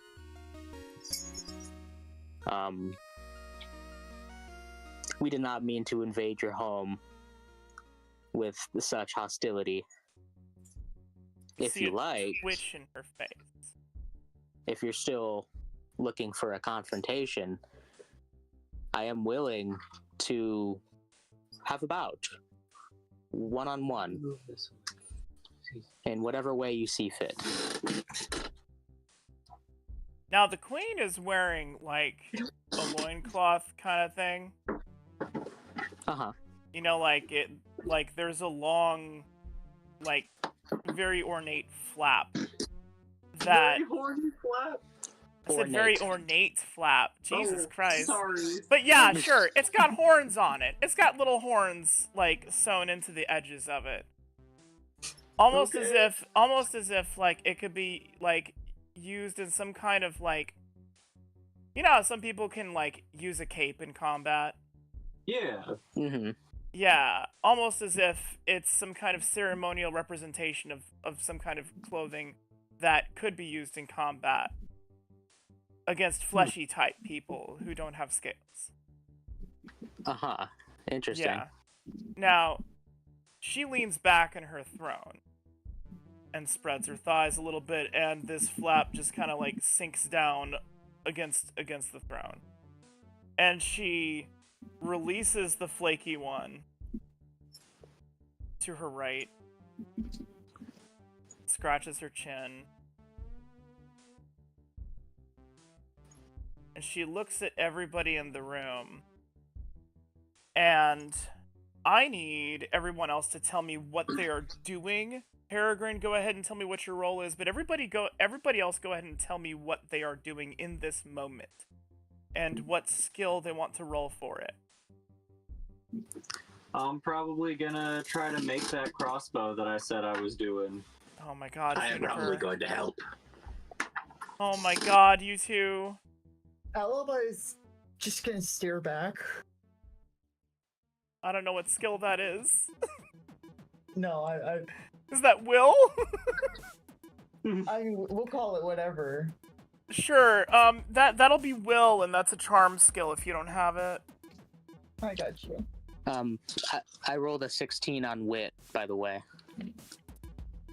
Oh, okay. Then, you aren't familiar with lizard folk faces, but you think it might be amusement. Okay. That's a good thing, maybe. But that won't be for your diplomacy roll. That was just to see Right. what that expression on her face was. Yeah, just kind of how they feel about it. So yeah, Alibi, roll for will. Peregrine, you're gonna roll for influence. Juniper and Fuckerend, I guess, roll for artificing. Becky, what are you up to?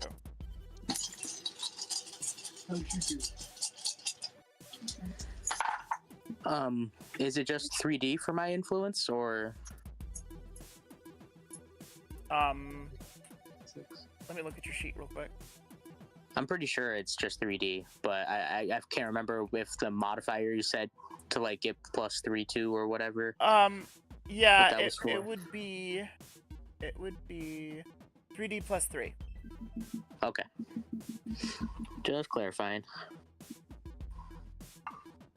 Also, a +3 on average is better than an extra die, so you're welcome.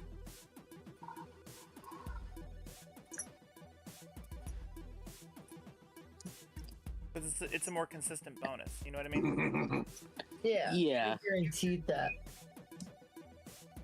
I still only rolled a 9 though. Okay. Becky. Very cutesy, very demure. I want to be off to the side somewhere, kind of talking up a guard.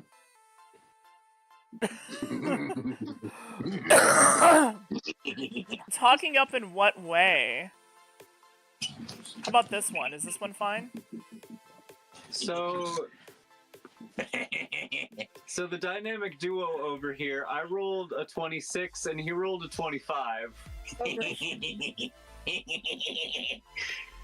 So the science fair is going great. The science fair is going great. Wow. They're innovating. Oh no. They're innovating. Oh no.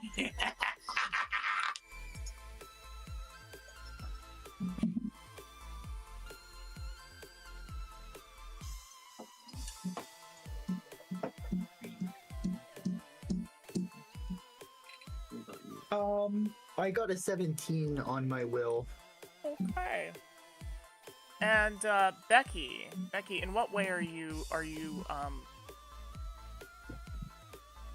doing this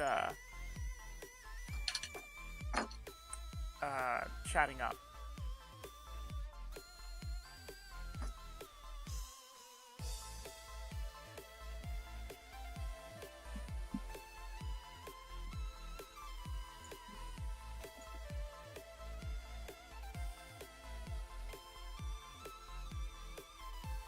Becky, there? I'm here. I decided to glitch. Oh, okay. I can hear you now. I want to go over to the guard and kind of put my hand on his chest and be like, "Hey there, handsome. Do you have any kind of fun things we could get into?" Jesus Christ. Alright, give me a sec here. I can't remember if... I think seduction is a specialization of... What do you call it? Is a specialization of influence. Oh. Yeah. Do you have any perks that'll let you, let's see here. Do you have attractive? No. Oof. Damn. Me too, though. I have just the thing, but you might want to save that in case combat breaks out.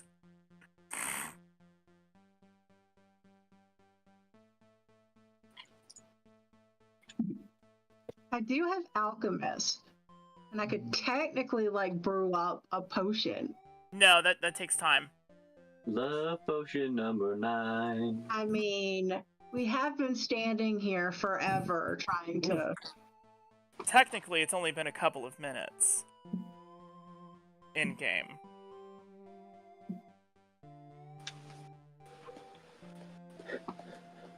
I think you just don't want me to have a love potion.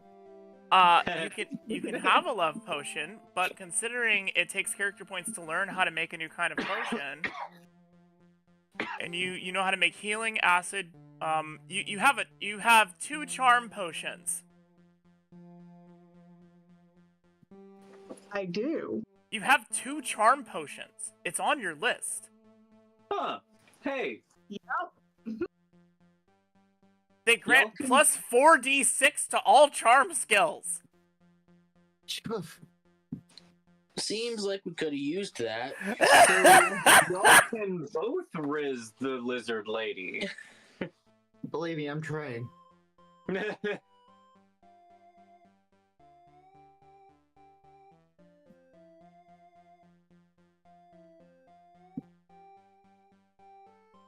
Also, in a week's time, you'll have Bailey's Mighty Boner under your belt. Oh. Yeah. Huh? I don't think I was here for this. What the fuck? It's a potion that she asked to learn how to make.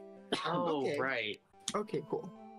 Yeah, Sure. target believes they have plus 3d to seduction specialization, but actually gain a plus 1d to will. During the spell's effect, target may acquire a mighty erection for half an hour and gains plus 3d to the sexual specialization of stamina. That should be athletics, actually. Anything. Good to know. Good to know. Athletics. For the duration of it. At the end of the erection, roll a wild die. If the value is 6, the target may achieve another erection in the same way. If a 1, the target's erection does not abate, and target receives 1 wound level for 4 hours. Question. Thank you for the follow, was JNet 2013. Oh dear.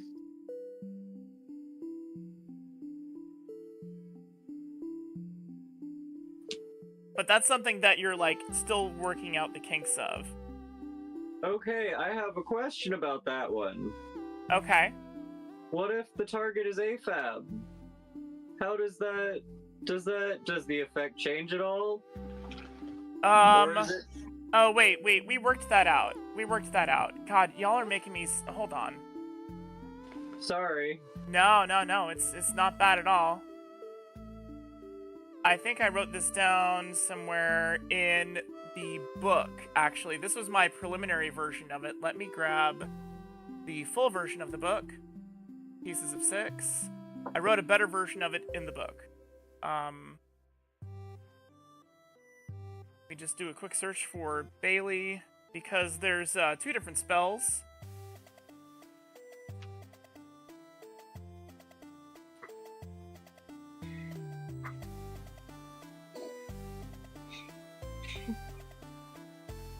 Why is it not coming up? Hold on. Skills, perks. I'm just gonna have to, like, manually look for it. Hold on. Funds, game mechanics, magic system, casting spells, grimoire. Here we go. Oh, that's right. Instead of calling it Bailey's Mighty Boner... Oh, no. Yeah, I split it into 2. I called it Buck's Beaver and Madison's Member. Oh. No, wait, no. It's not it either. Where's the fucking... Where is it? Did I not add it? I'm sorry, I've derailed this. No, I need it. I didn't put it in the book. I put in sex change spells that are cantrips. I love that. Yeah. Madison's Member is target gains an 18-inch functioning phallus. If they already had a phallus, it becomes 18 inches. And Buck's Beaver is, if target had a phallus, it inverts into a fine feminine core. If one was already there, it functions as an aphrodisiac and birth control. Buck's Beaver and Madison's Member, of course, named after famous adult film stars who are trans. I love that. I know the Buck one. Buck Angel. Yes. I don't know Madison. I forget who. We'll look it up later. This is definitely not the place to talk about that. Sorry. No, it's fine. It's fine. Well, Buck Angel is also an activist, so...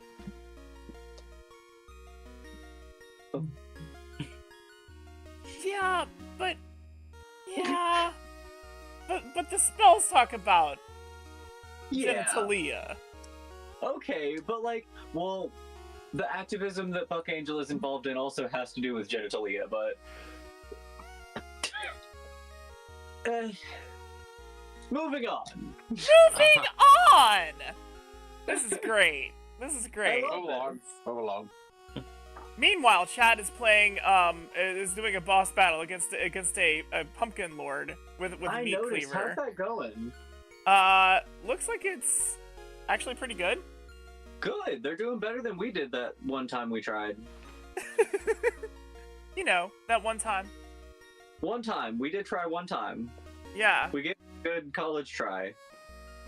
So anyway, friends. Who hasn't rolled? Becky, are you gonna drink your charm potion and then roll?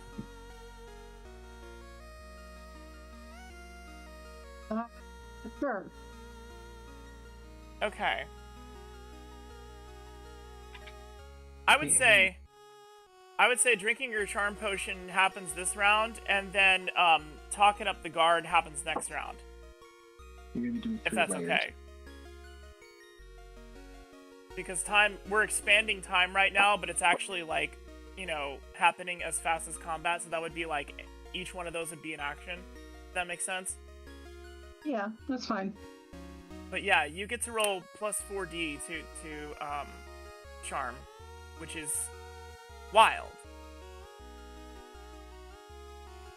So 7d6 for charm. you're no doubt going to seduce the shit out of this guy unless you roll a really, really, really bad. So anyway. Alright, so that's taken care of. Has anybody not rolled? Are we good?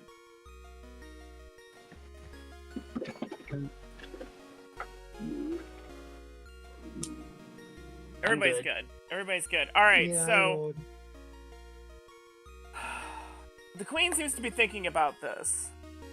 And she allows the flaky one to lean over and whisper something else. They're speaking in Draconic. Becky, I take it you're not listening to them anymore?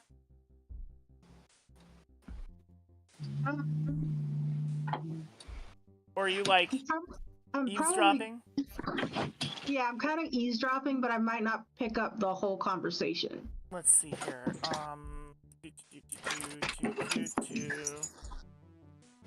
Oh no, I got a crit success on stealth. You can't pick up what they're saying. Yeah, that's a lot. Unless you think you could roll above a 20 on perception.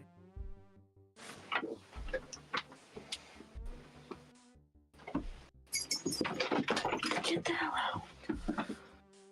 You want to give it a shot, Becky? There's no way. Yeah, I can't. I mean, if you get a critical success, you could, and you rolled all 6s, you could definitely get above an 18. There's no sense in not rolling for it, but I understand if you don't. Well, no, I rolled for it and I got a critical failure on my wild die, so yeah, no. Oh yeah. Oh yeah. We're gonna say you were distracted because you are easily distracted. So you are like I am. Yeah, you are distracted by how this charm potion is making you feel and how hot lizard person looks.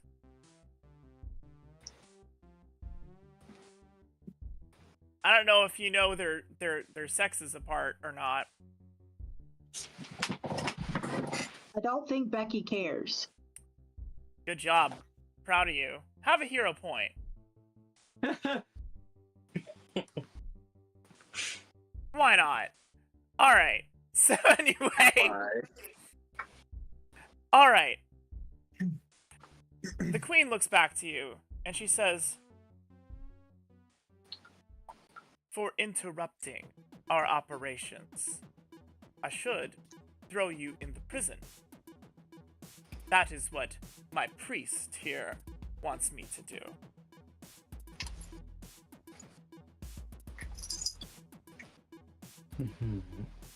How do you respond?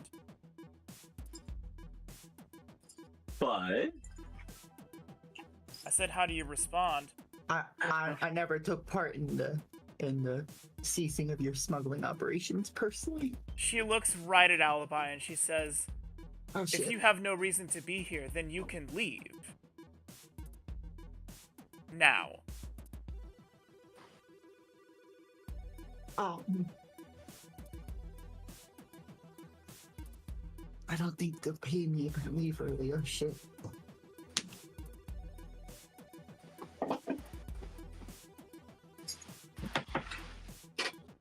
She crosses her legs, trapping the fabric between them. Oh. Oh.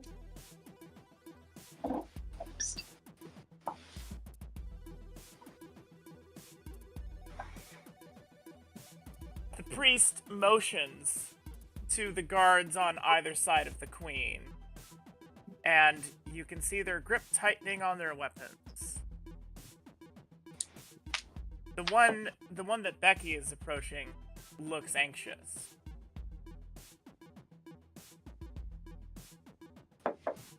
Good job defeating the boss, by the way. Willow did that all by themselves.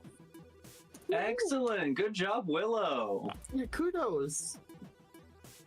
Becky, you can go ahead and roll 7d6 for charm. Oh, this lizard's fucked.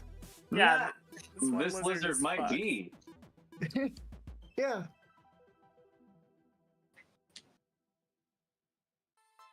Fucker and Juniper, what are you doing? Making a crossbow. Jesus Christ. 47.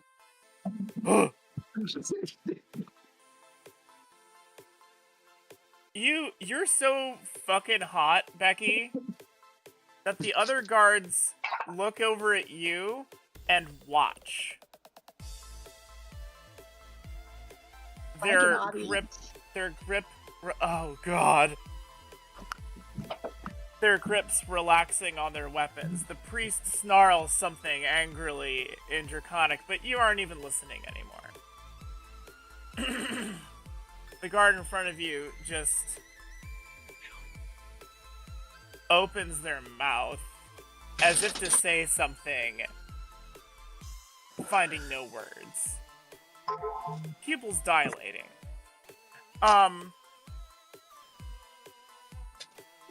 Peregrine. Yes. This is your. You didn't enter this game to be the fighty one. I mean, sorry, you entered this game to be the fighty one, but it looks like you're the only one willing to talk to anyone. It is therefore on you to quickly think. How will you handle this?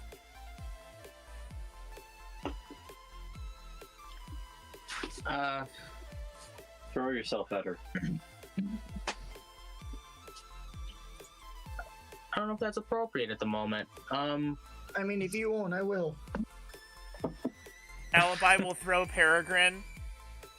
Look, I imagine if I roll high enough, anything can happen. It's true. Spend all your hero points. I think there's a cap to how many hero points you can spend at once. I think you can spend like a max of 3 at a time. But that's still plus 18. Let me look real quick while you figure this out.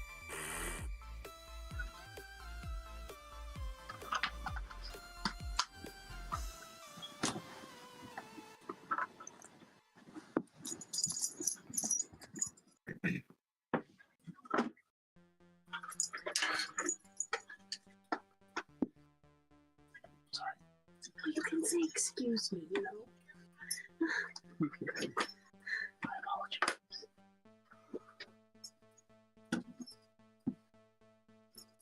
Yeah, up to 3 hero points can be spent at one time, plus 18 to any roll. If you had 3, you could spend 3. I don't think I have any. Do you not have any? Have you not been keeping track of your hero points? I spent them all. Oh. Last time I got the chance to. Oh, that's right, you did. Yeah. You just start making funds rolls and throwing money out. Just please, don't lock us up. Here is my purse. Don't hurt us. Wow. Alibi is broke.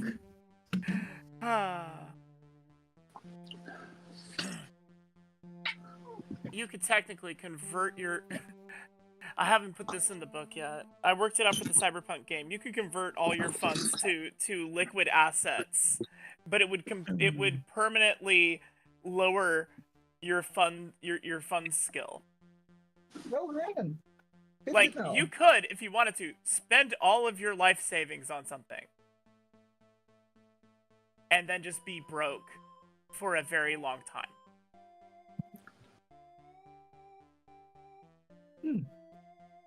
Noted. Put that down in my notes somewhere.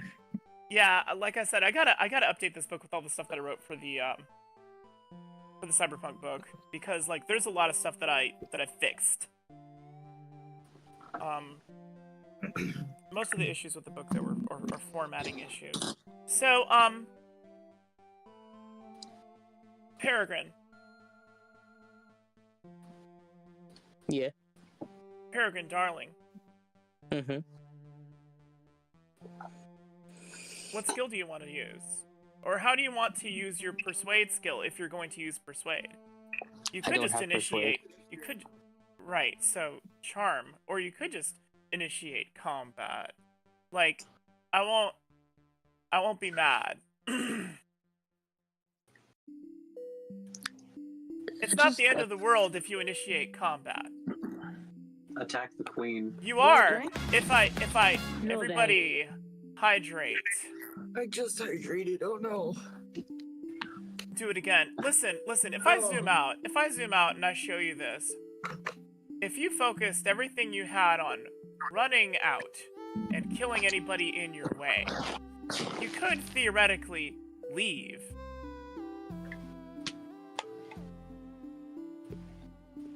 While everyone chased you out. You would then have to make your way through, like, back down the path and hide in the swamp, which is their home turf. It's doable. Or you could just stay and kill everyone. Your friends are a little worse for wear, though. But it is an option. Friend can't run. Yeah. Oh yeah, Juniper can't move very quickly. Juniper would probably get fucked. Perry wouldn't leave June behind. So are you gonna fuck this lizard? You're saying a lot of options, just assuming I can do it. You think you can do these things, but you just can't, Bebo. I think he can. I think you can attack the lizard lady, and either way, it can end up good. You want to dom the lizard queen in front of everybody? I don't know. Pin her to her throne. Bite her neck. I'm just actually really stressed. I'm sorry. You don't have to be stressed. Either way, this can end up good. That's the wonderful thing about D&D is that, like, this can still end up good. Oh, the art tax. Someone. Come on, boy. We are in a swamp. What's the matter? Pay the art tax, Willow. I understand. Link us to your art. It's too difficult for you.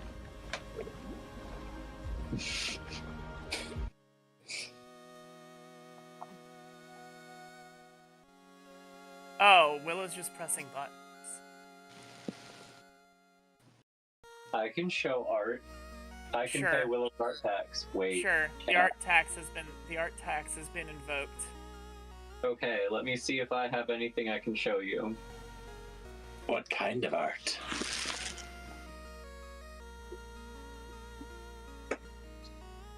What kind of art is sufficient to pay the art tax?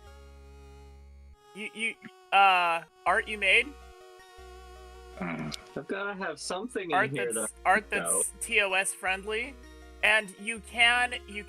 It's actually there, Willow. You are correct. It's actually there to pressure other people into showing their art. I made it so if an artist raids us, and especially if I'm doing an art stream and they're like, oh, I also do art, it's like, cool, pay the art tax, and then I just smash the art tax button. I'm gonna send you a thing, a direct message, and you're gonna tell me if you can show that or not. Okay.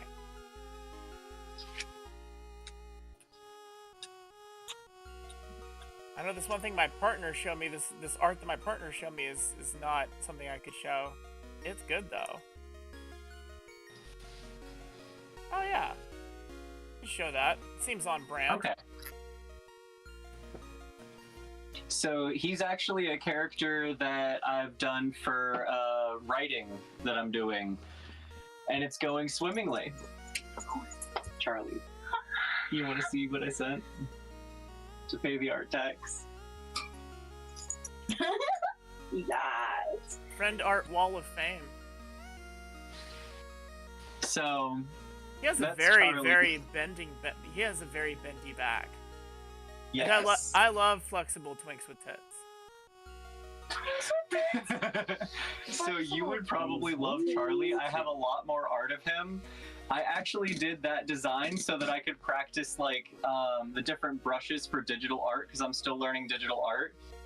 and that Once you get the allows me hang to of it, practice. you might never want to go back. It's so good. Right. That I've gotten a lot of things down, and it's gotten a lot easier. But like, his position there actually allows me a lot of freedom for different textures and different draping, and the like way that fabric stretches and moves. So while it is very attractive, also very useful for my purposes. So it is also useful for my purposes. I love drawing Charlie, and I actually have like just a nude version of that I just put clothes on so that I can practice different brushes. Thank you very much. Charlie is a very cute character. He's fun to do.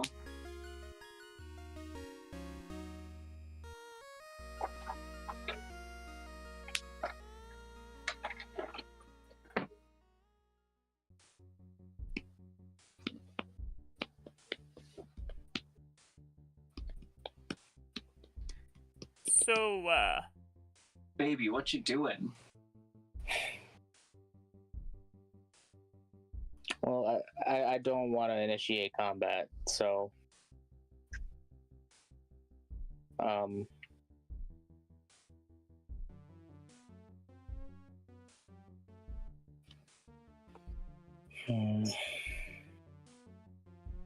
want to take another 5-minute break? no, I could just roll influence, I suppose. Shopping. And gosh, I don't even know what to say.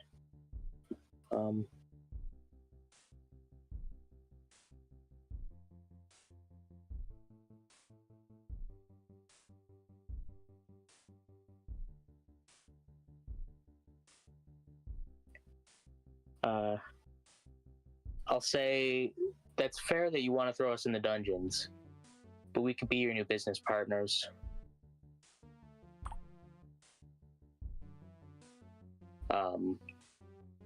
And we hate to disappoint.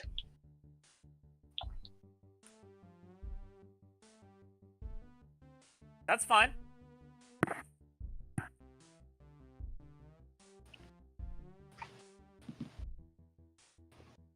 Should I roll for that right now? Yes. Or... Yes, please. Okay.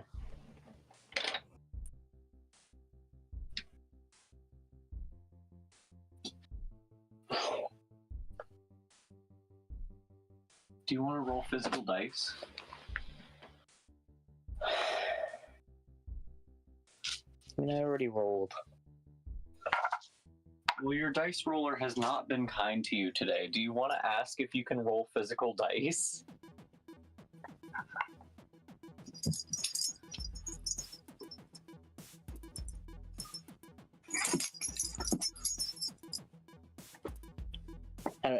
That's up to the DM, I suppose. What? You can roll physical dice.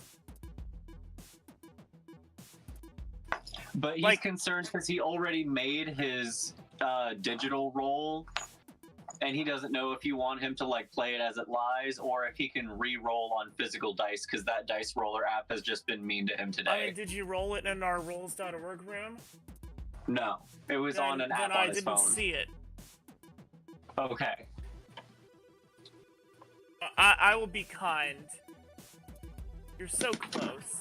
You're so very close. So roll some physical dice. And remember, you get +2. Because you're trying a diplomacy.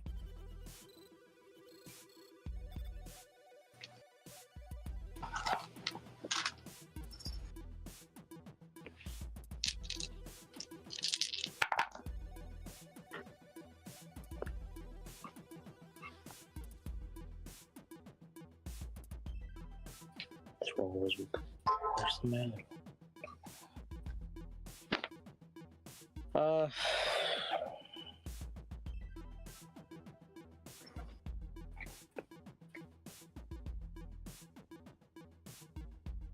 I believe in you. Hero point?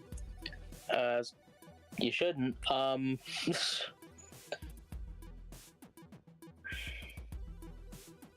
don't know. Could I? Are we still? Could I use Lucky? Yeah. Yeah. Of course. Want a drink? No thanks. Oh man, we gotta hydrate again. Bro, where is my water? There it is.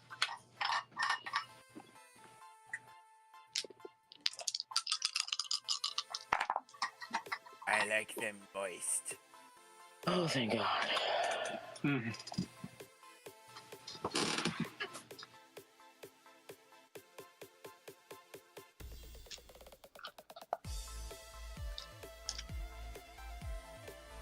What you got?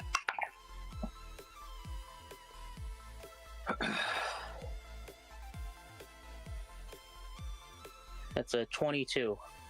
Oh, look at that. Look at that. You all managed to get 8 successes in all of that.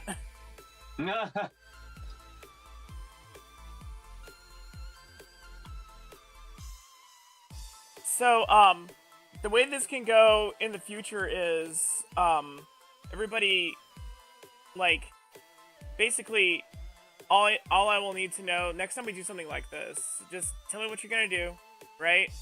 Tell me what skill you're gonna roll, and then everybody rolls at once, or tells me their rolls at once, and I just, like, tally everything up. But since it's the first time we did it, it's okay that it went a little bit more, like, slowly. So, the queen sighs, and she says,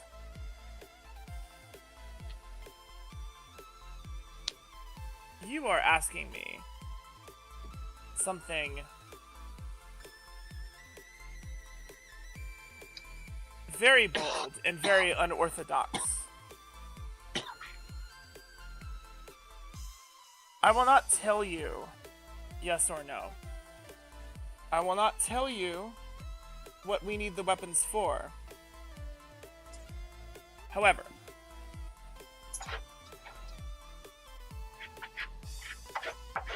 can you mute us? The crocodile is sacred to us.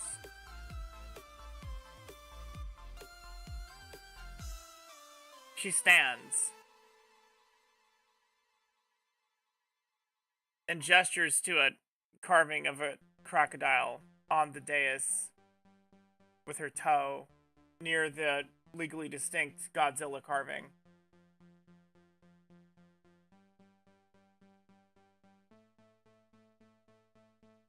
And she speaks slowly, partially because she's not used to speaking in common.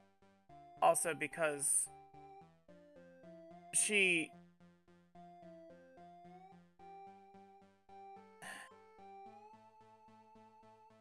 It's like she's exasperated, almost.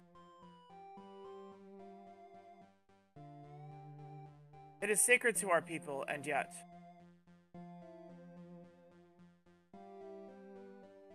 Thousand Teeth, the Devourer, attacks us.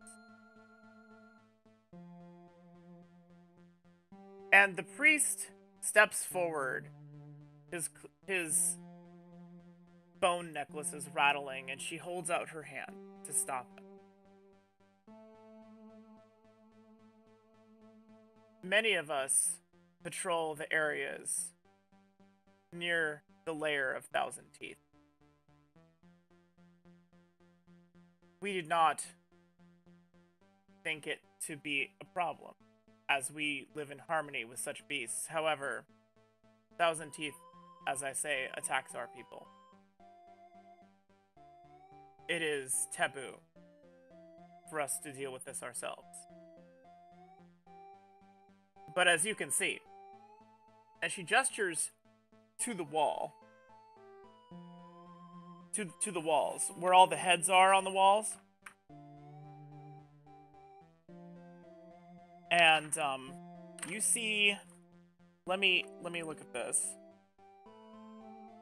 On the west wall, there are the heads of a giant crayfish, like, when I say giant crayfish, I mean it's like a crayfish head the size of Peregrine's torso. A carrion crawler head. And y'all remember that from the carrion crawler from the haunted house. Right?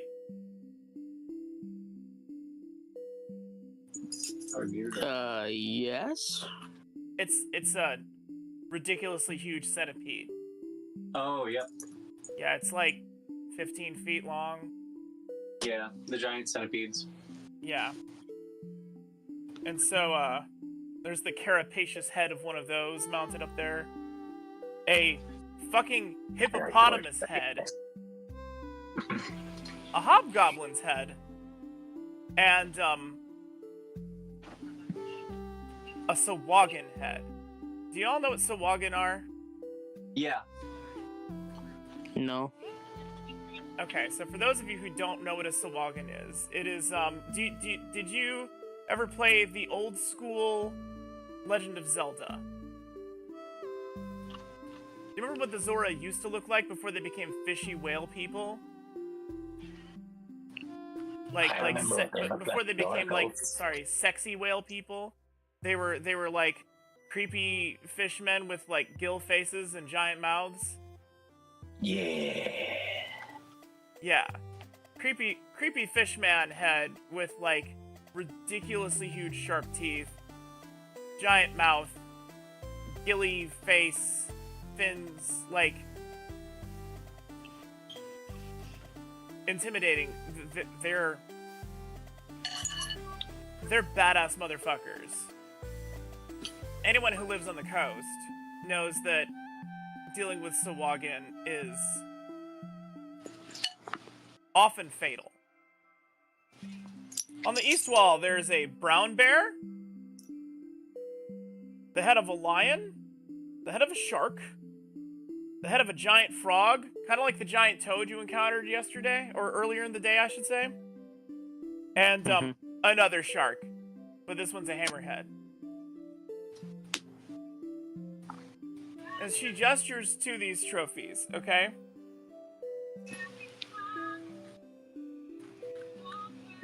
And, she says, "There is always room for more. Do this for me. And we will have a relationship." Ooh. And the guards look from Becky to her,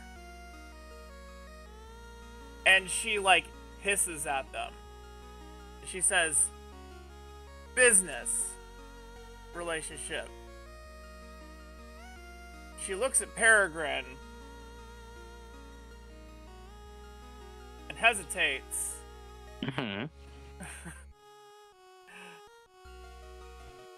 And she says nothing else. She lets that hang.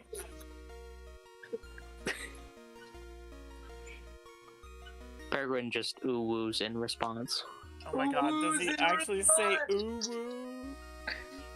Yeah, he just does the little thing with his fingers and like he's just like looking down and kicking his feet, you know. Oh my god. She steps towards you and runs her claws up your shirt, that the part of your shirt that pokes out of your armor, and grabs it tightly, putting pressure on your throat between her fist and your clothes. And she leans in close, and she says, "Do not disappoint me." Her breath smells like fish. Are you into fish? Well, couldn't have been worse than the fisting, right? You did drink How many of those? 21? Something like that, yeah. You did drink 21 of those. It's a lot of fish. That is a lot of pickled lobster to drink. Mm-hmm. Yeah, okay. I'd say you're into that then. Yeah. Smell like a rainbow trout. Does her breath smell like rainbow trout? Oh. Yes. Jesus Christ. No. And you wouldn't know that anyway. He's not breathing in your face, fuckerin. But it doesn't smell like rainbow trout. But now that you mentioned rainbow trout, I have an idea for a future adventure. Thanks. Crossover episode. Nice.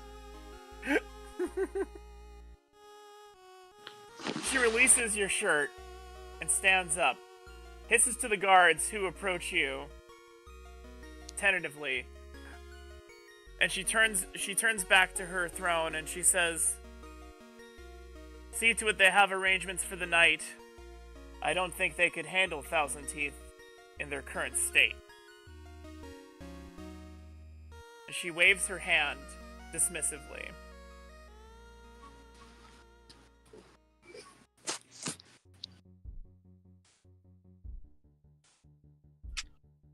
All right. What do you do now? I think you should personally thank her. Maybe flirt a little. God. She was already. She was already flirting with you. Do it again. I just Do I it just again, say Mommy. thank you. I just say thank you, and lucky for you, I hate to disappoint. She doesn't reply. That's fine. I But said what I wanted. yeah, no, that was good. That was good. A pleasure top, eh? All right. Perry might be, but I'm certainly not. Oh, You're silly. He's a pillow I'm just- princess, isn't he? Yeah, I'm a silly little pillow princess. Oh, that's so cute. Anyway. Lucky for you, I'm a service top. Aw. Yes, Eric is the service top you're looking for. No. I'm sure that Peregrine can help you explore all drink? those. Whew, No, yeah, let's hydrate. Thanks. All right. So anyway. Yep, we're all looking real thirsty.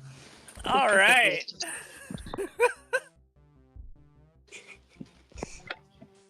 Jesus Christ. All right. So anyway. Mm-hmm.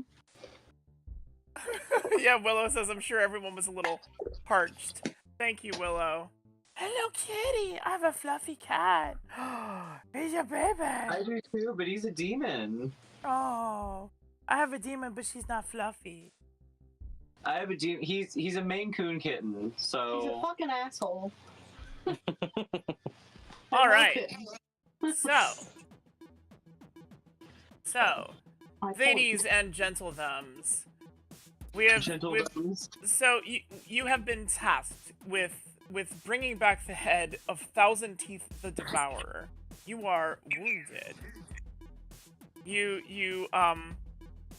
don't seem to do very well with like these social situations. No. And so either you might want to focus on spending character points in these things, or if you personally are not good at it,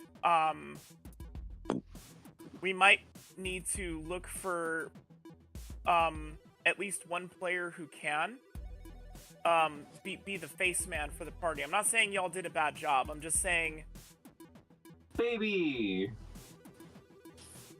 because I know where y'all's strengths are. I know y'all are better at like combat and goofy shit. So when we get into situations like, yeah, and I want that for y'all. I actually expected this to not be quite what it was until you scared the children and things got tense. Was gonna send you to Thousand Teeth like sooner than that. Sorry.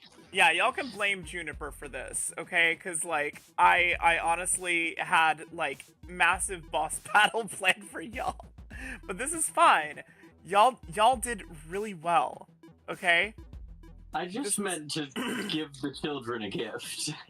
I know. It was just a scary and gross gift, okay? And you're wearing a belt made out of their people. Okay, And you're but carrying I'm a not petrified scary. bullywug. I'm not scary.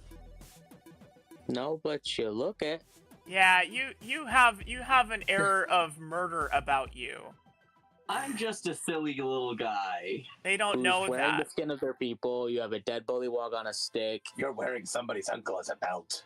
Your body's half fucked. You know, I kind of do look like Freddy Krueger, don't I? Yeah. Yikes. Okay. Yeah, you're pretty yikesy. We should edit your picture to be more yikesy.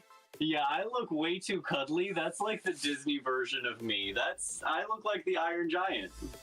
Yeah, And we need I'm to. not the Iron Giant. I'm like a scarecrow. I mean, scarecrows can be kind of cute, too. Oh, but I'm one of the terrifying ones. Oh, okay. Ones that are made out of people.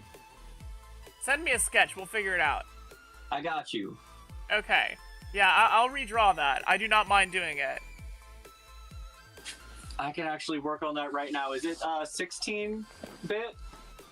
Don't worry about that. Send me a pencil sketch and I'll work it out. Oh, but it would be easier for me to work on that.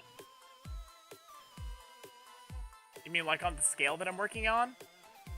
Yes. I'll send you the dimensions after this. Okay. And you can just send me a still image and I'll work out the colors and everything. Okay. Cuz it's 8-bit and like I got like a system. I'm like really fast with it. So, yeah, we need to make you look more terrifying so we can all remember that you look terrifying. Yes. Like the cute and cuddly ones are Peregrine, Becky, and Alibi. Actually, And then we've Peregrine's got the more like horror squad. ruggedly handsome. Yeah. And they got Fuckerind and Juniper, just Groot and Rocket. We kind of are, aren't we? Yeah. Y'all are actually just Groot and Rocket. We are. Are we the Guardians? Wait, Becky is the one hot lady. Which one?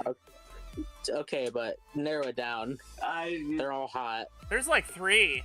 Whichever one you think of first. I feel like All Alibi would 3 be more of like them in the same bed. There are a lot now that I'm thinking about it. It's kind of like Drax. A little bit. Yeah, and so it's really unfair for y'all to not have a Star-Lord in the party who can say the ridiculous, like, face man shit. Y'all are putting Drax out in front and expecting Drax to do the talking for you while you do a magic show and show your tits and like contemplate running away. This only works if you plan on, like, if your main plan is just distracting them enough so that you can kill people. Right. This is a good plan if your plan is to kill people. It's not a good plan if you're trying to, like, not possibly TPK. Right. Or slaughter an entire, like, city's worth of people. Not a city, village's worth of people.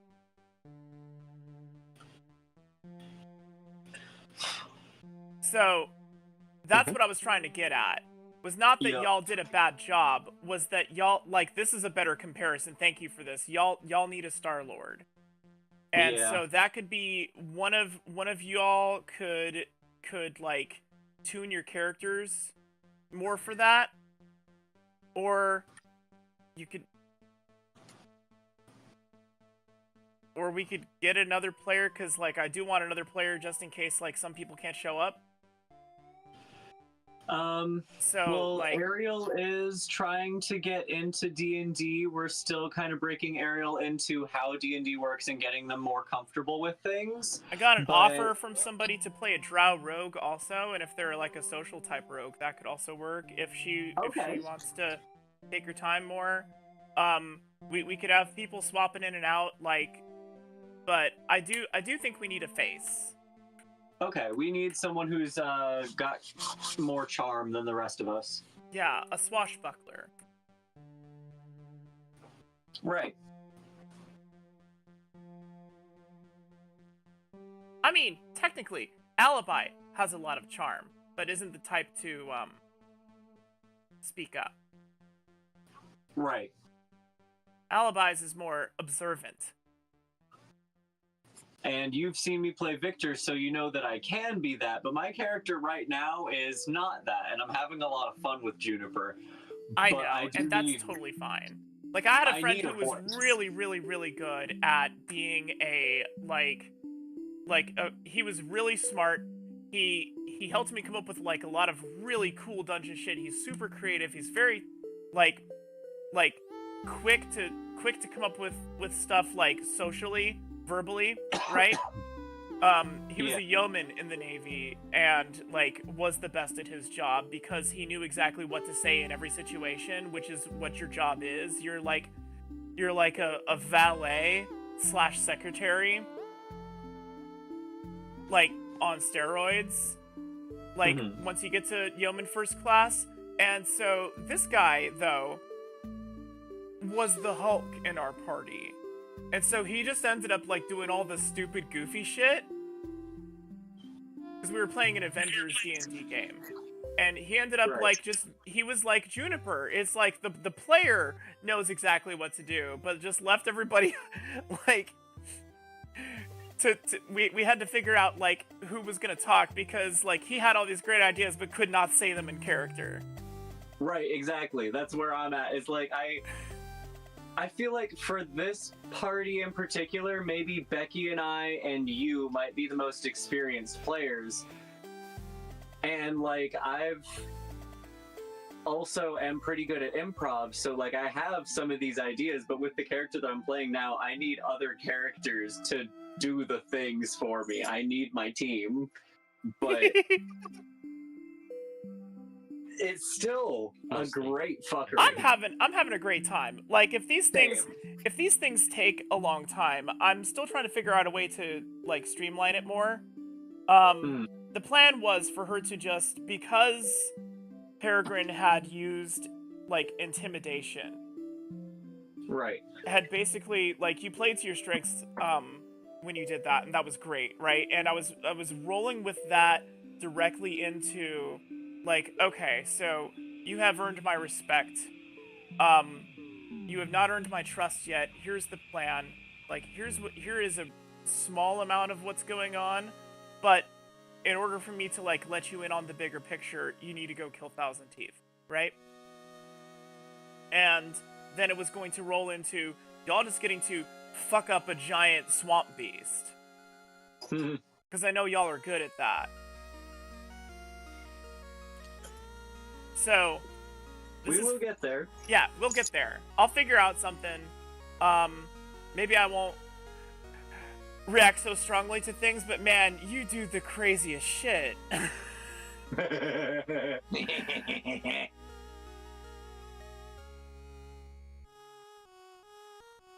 I think Willow, I think, if I remember correctly, your character decided to stay at Dragon's Rest.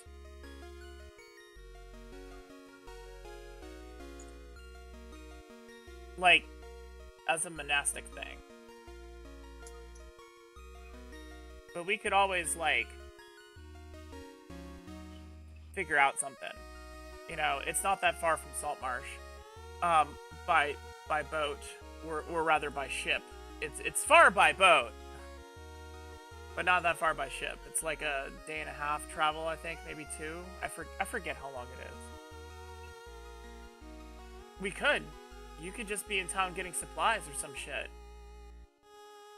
Researching swamp plants. Yeah. So, now that is over, you are led to a barracks. And except Becky, who is led to a different barracks.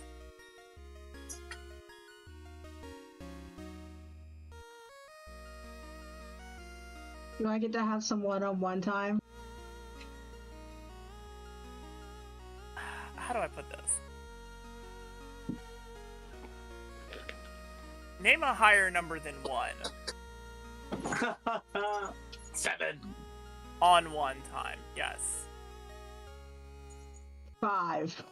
5. There you go.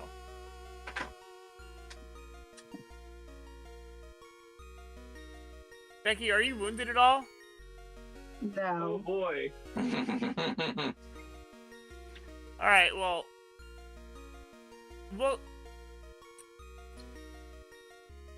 just write down that next session I'm gonna have you roll for, let's see here.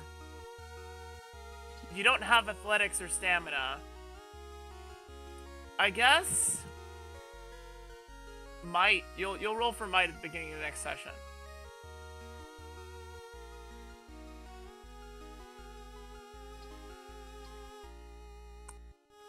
But yeah, good job, Becky, rolling a 47. Fucking hell. How long does that potion last? Yeah, Becky rolled a 47 for charm. Oh, Nice. duration 1 scene. So 76. potion's worn off, but you already did your job. Or rather, the potion already did its job.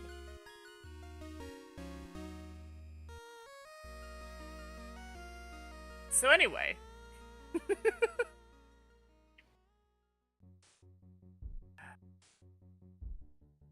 Oh, also, sorry, I forgot to mention this, but before you all left,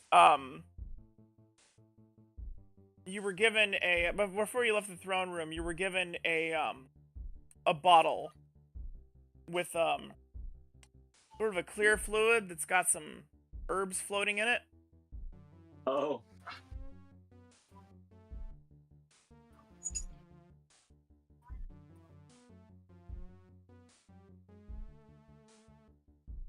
And all you're told is, you'll be needing this when you go out. Does anybody want to inspect it? Becky? Yeah. I believe I have medicine. Cool. Well, either of you can inspect it. Juniper, you can inspect it by, growing a root or something down into it. Becky, you could probably, waft it and Can try I to have figure my out what box? it is. Alright, I'm gonna touch it. I'm gonna touch it! I'm gonna touch it. Little taste. Cover all 37 taste buds. A little taste with my finger.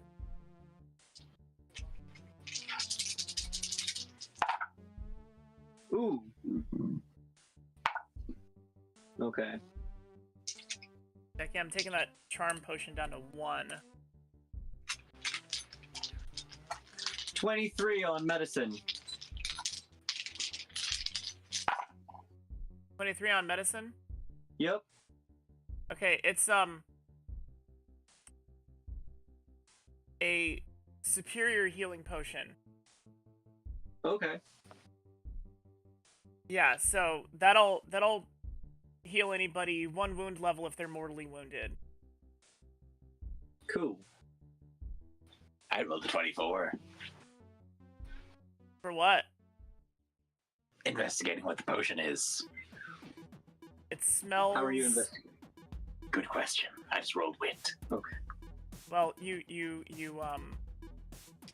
look at it and you waft some of the scent to you, and it's like, it smells like cheap vodka and a bunch of herbs and spices that do not go well together. Like, imagine if you had ouzo, right? But it didn't smell sweet and licoricey. Does it smell like the 11 herbs and spices?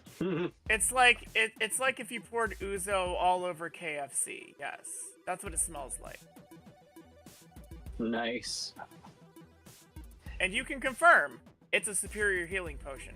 Not anything that, like, you've had before, but it'll do the job. So yeah, that'll take somebody from the brink of death to just being asleep.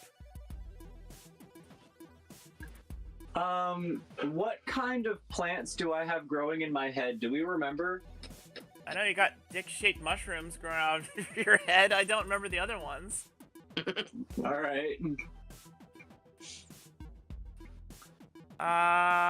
Let's see here. If it's not on your sheet, I don't know. If you didn't write it down, you should write that down. Yeah. I should keep track of, like, what I've got in my head. There's a whole spreadsheet. You could just, like, add another tab or just write stuff off to the side, to the bottom, whatever you want. Oh, you could have also just used your keen reckoning. What?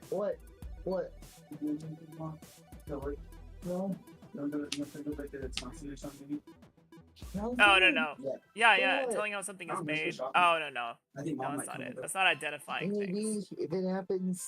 Also, there's a big thing cookies. So anyway. In the bottom left freezer. Oh, did we make it? So everybody but Becky is... Actually, you know what? Becky, go ahead and make the might roll now. But there's also things of public snack machines, so you got that. Okay.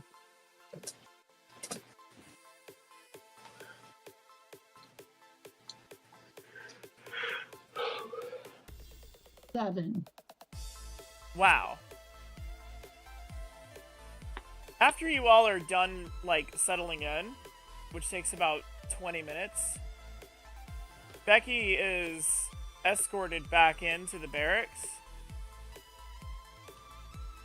Becky, you are, wounded. In the best way. And, you're not walking properly.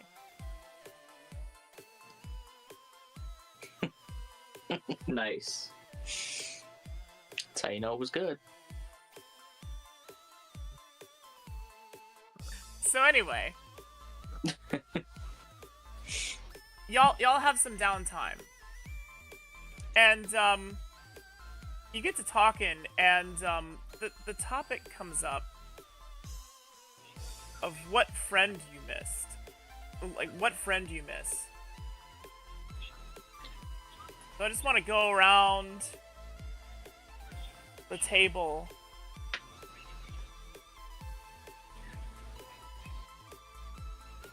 What friend or loved one do you miss?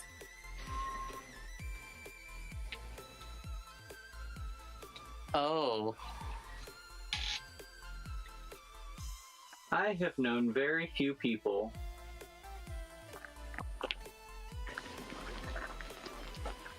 I'll say Oceanus brings it up, since he's an NPC. He, like, takes a swig from his wine and passes it to somebody. I have not known enough people to miss. Nobody has gone from my life that I remember.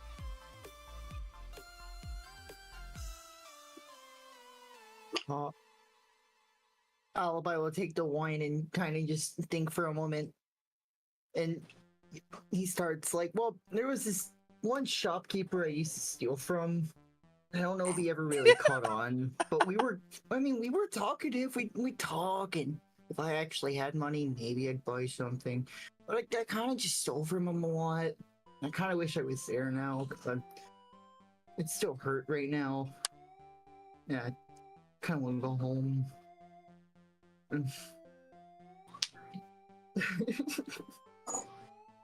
Shopkeeper you used to steal from. Is that person still alive?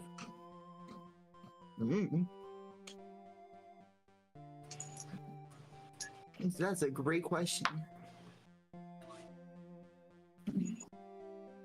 Interesting. Oceanus nods and passes the bottle to Becky and says, I miss... In Elven, tells this story. I miss Shanana. She was my lover. She swam like the great rainbow trout. She had the palest skin that looked like opals in the right light. When we made love, she would scream.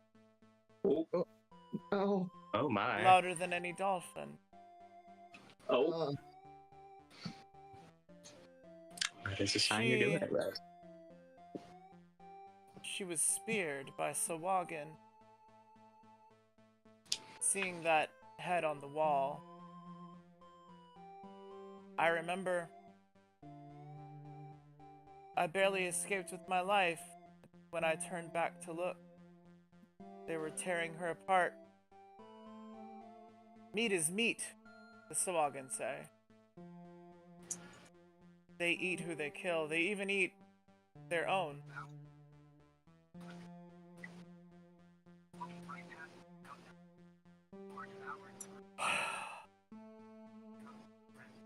Oceanus gets quiet. Damn. I got you. I miss my Uncle Terry. Oh boy. He was trying a new Rafflecopter design powered by bunnies huffing LSD. He went up into the sky one day and he was never seen again. We don't know if he's still up there. We don't know if he exploded. He never came back down again. I'm sorry, he was doing what? I'm sorry, what's What about bunnies on LSD and Rafflecopter? What? Do you want to know? Oceanus just blinks. The white guy blinking meme.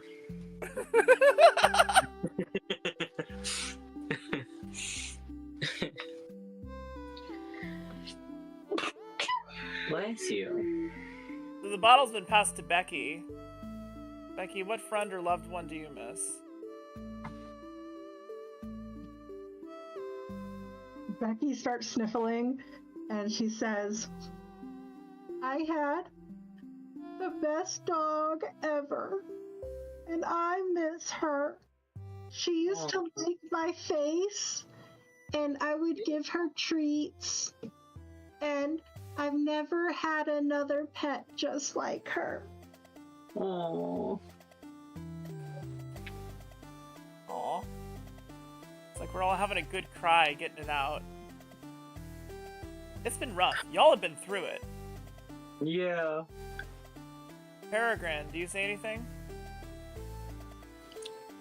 Yes.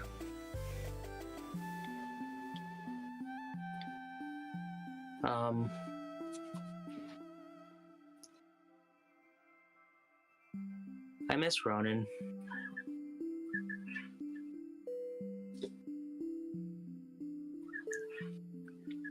He,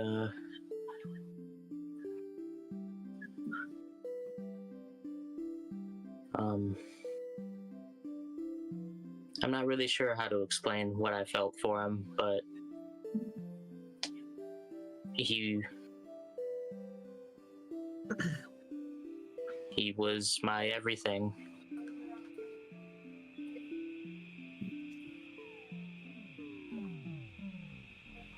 And I hope I can find him again at some point. That was so beautifully worded. You didn't even say it in a way that would make Juniper wonder what happened to him, if he's dead or not. No, Juniper literally just looks over at you, pats you on the shoulder, and goes, "We'll find him, Uncle Perry." Oh, God! Oh, no! He was probably speaking in common, which the tree doesn't understand. Oh!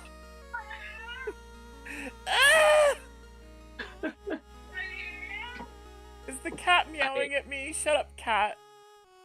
That's Lizzie. Could I turn to Juniper and say that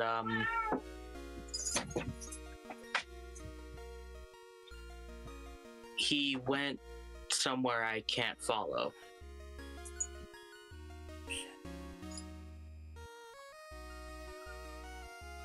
Well, maybe I can. I can go some places you can't go.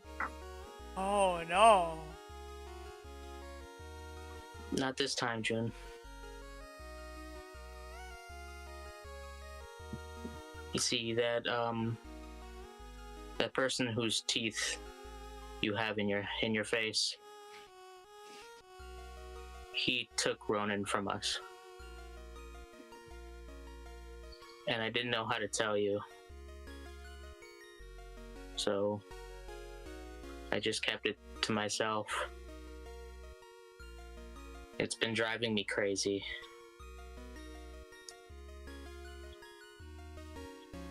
I'm surprised it didn't come out earlier. Especially when I took the challenge of the fist and got horribly drunk.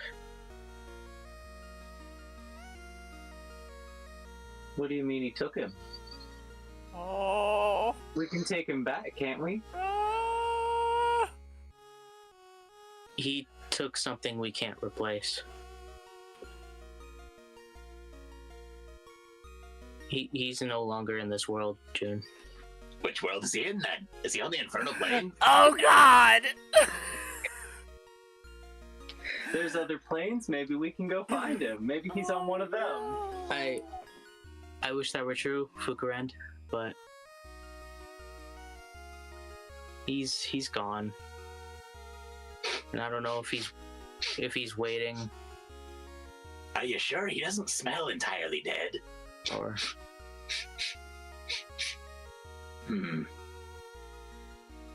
What is Fukurend sniffing right now? What are you sniffing? I don't exactly know. I do still have that ear in a jar. The what in a jar? Yeah, how's the troll jar growing? Ronan's ear that I took so I could speak to him when I wanted to. That is so Preserved gay. it in a jar. That is so gay. Yep. Not to put her hand on Juniper and say, Juniper, I know you don't understand, but he's no longer here. He's dead.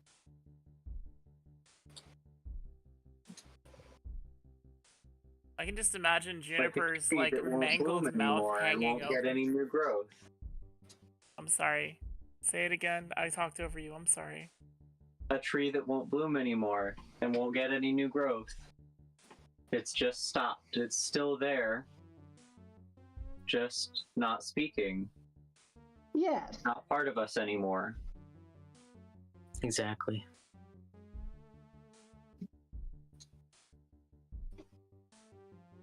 That was so fucking beautiful. He was a big part of us.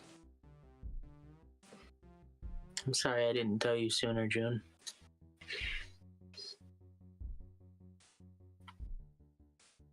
Juniper's quiet.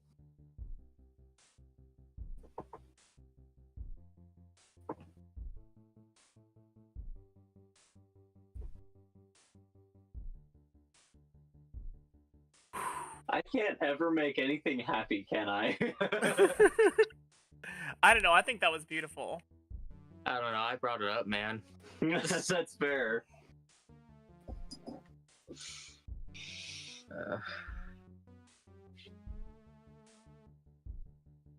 I just figured that was the perfect question with the perfect timing.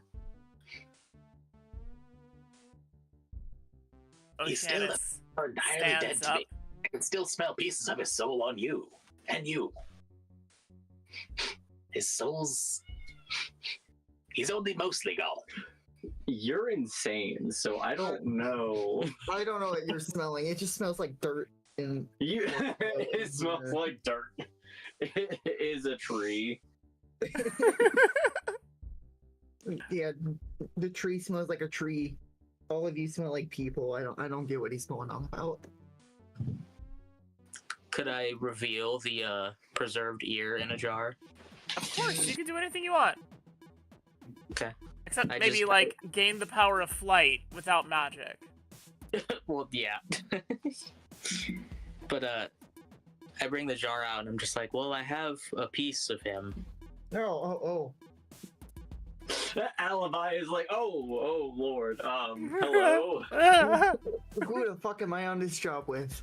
I love how Alibi is only questioning it now.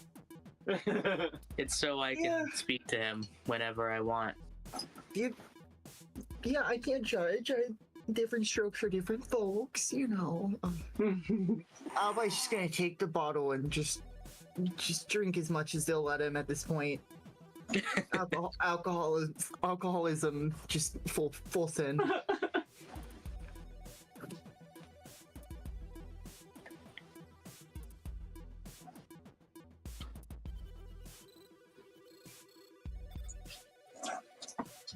That is an ear.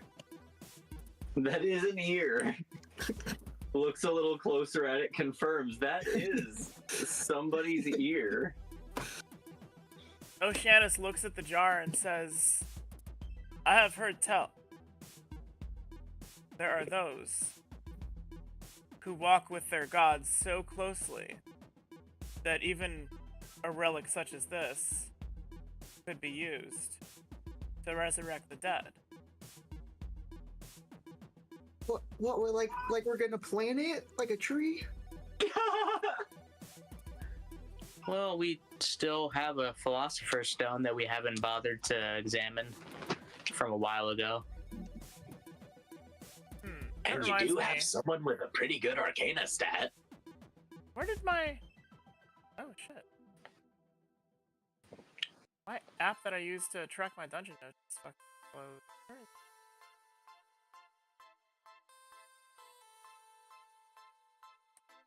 Give me just a moment here.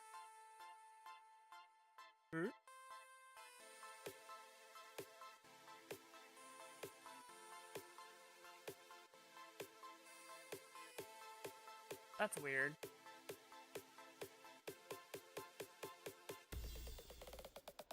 Alright, I don't know where I wrote it down, and looks like searching only works like within the tab. I'm gonna have to fix that. There's probably a setting I can put somewhere. However,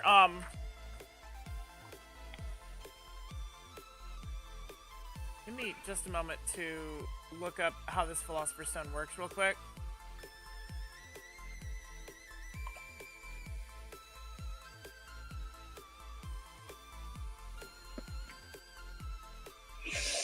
Yeah, has anybody even tried attuning to it yet?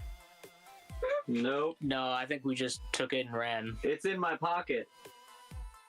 The tree has pockets? That's what I was about to say. Somewhere. Okay, Willow, Well, it was that's good where I hanging put out it. with you. Thanks for coming by. Goodbye, Willow. I was really happy to see Bye, you. Willow. Bye.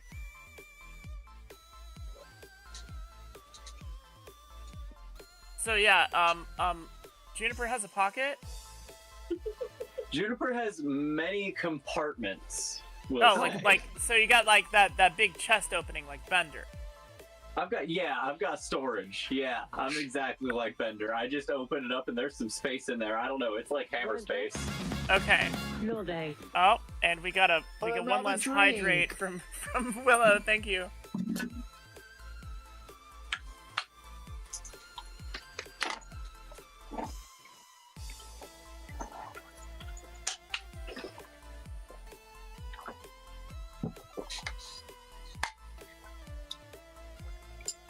Oh, hydrate, right. Rip.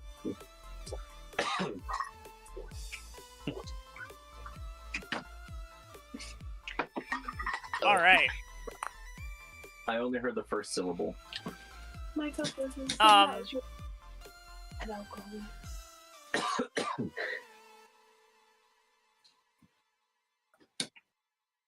Yeah, just for the sake of like making things easier, I'm gonna say that Oceanus knows enough common to get by.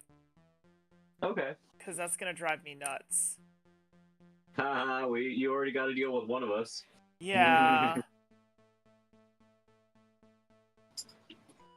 Yeah, so...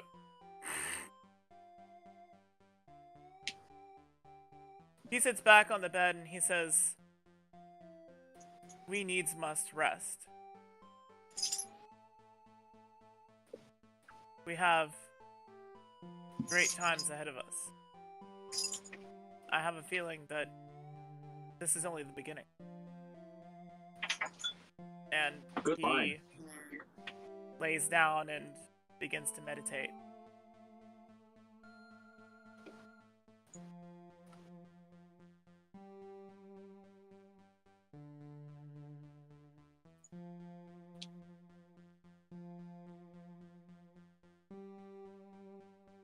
Yep. Okay, alright, well... don't everybody do something at once now. I'm a tree. What do you want me to do? Okay, fair.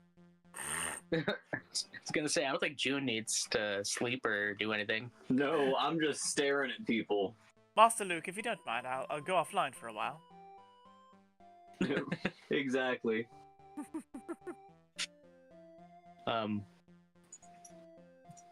I think Perry would just be pretty mentally exhausted from probably one of the hardest conversations he's ever had to have with someone. Yeah, June's just kind of quiet. Not saying nothing, not really looking at nobody. And knowing that, Perry feels extra bad. But he's just too tired. He needs to sleep. Understandable. Take a depression nap. Yo, for real though. He was stressed about an almost TPK and then had to talk about his dead husband. So Perry's kind of had it today. Yeah, you've fucking been through it. So let's if everybody's going to bed, we can end it there, and let's talk about character points. Let me administer the character points unto you. I'd say that was a really great fucking session, honestly. That was fun. That was fucking wild. 7 character points. Fuck it. You know, let's go big. Let's look at everybody's complications real quick. Peregrine, I'm gonna say you get 1 for short every session, so that's 8. You get 1 for unlucky in love because you had to talk about your dead husband.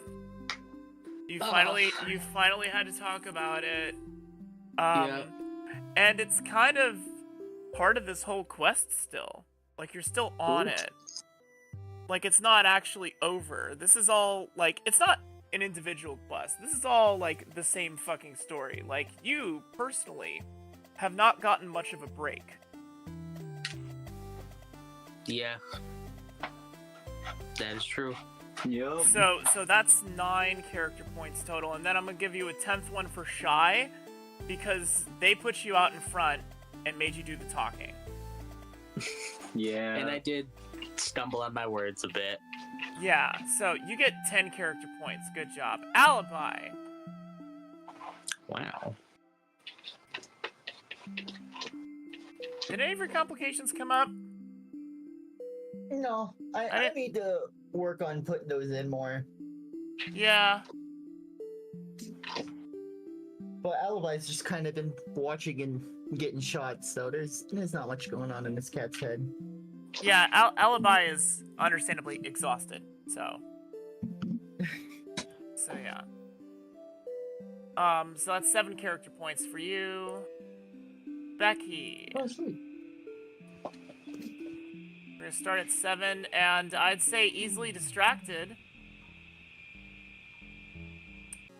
That came up. So that's 8 character points total for you. Juniper. Jesus. Actually, not that many came up today. Really came up. Except for Needs Orders and Stranger in a Strange Land, so you get a total of 9 character points. Nice. And Fucker and Findoot. Yeah. You get 1 every session for Tiny, and you get 1 for Crazy because you were trying to do a fucking like old time medicine show in the back of the throne room. Yep. So I'd say a total of 9 character points for that. And yeah.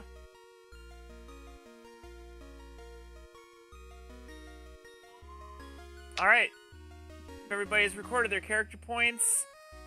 Does anybody have any last words they would like to say, either to each other or to the audience? Alibi, you're very fun to play with. Thank you. Thank you so much. I really liked your story about the guy you used to steal from. Yeah, that was funny. Yeah. That's the funny part. Alibi doesn't even know the guy. Never got on a first name basis. He just appeared enough for the shopkeeper to be like, "Oh, this is a regular."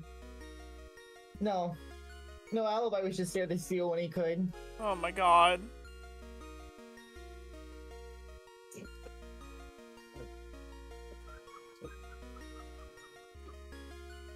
He's just. Wait, so I got 9 character points?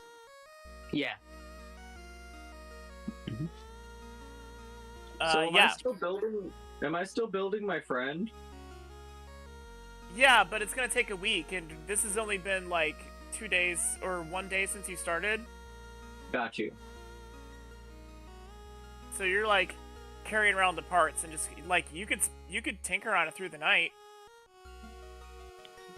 Awesome. Yeah, you don't need sleep, so. Yeah, and Becky, you should probably I'm gonna mark off. Dude, you still here, Becky? Yeah. Okay, cool. Just wanted to check.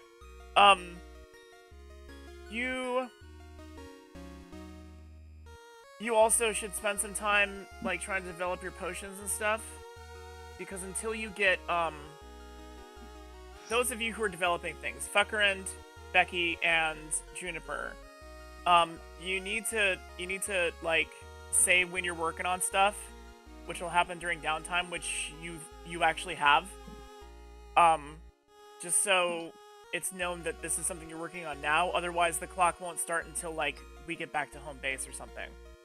Got you.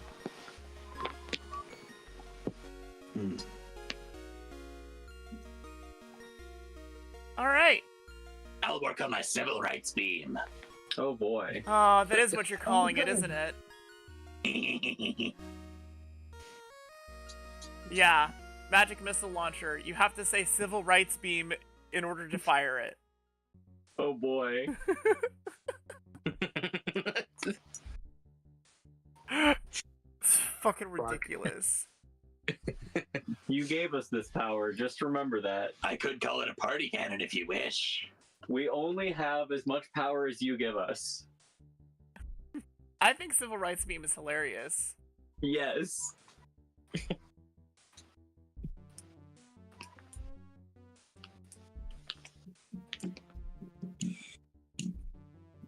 Yeah, okay, so, well, with that, let's find someone to raid. What do you think? Yes. Sweet. We love raiding. We do love raiding here, don't we, folks? Aye, aye. So which one of us is the raid boss? Which one of us is the what? Rip. Which one of us is the raid boss? Ripley. I don't know what that means. You are the raid boss. I mean, is that a reference to another game? No, just to video games in general, saying like which one of us is the raid boss since we're raiding everybody. I am the raid boss, and my orders are that thing that I just put in chat. You're gonna copy that, and you're gonna paste it in. Let's see here, who's on?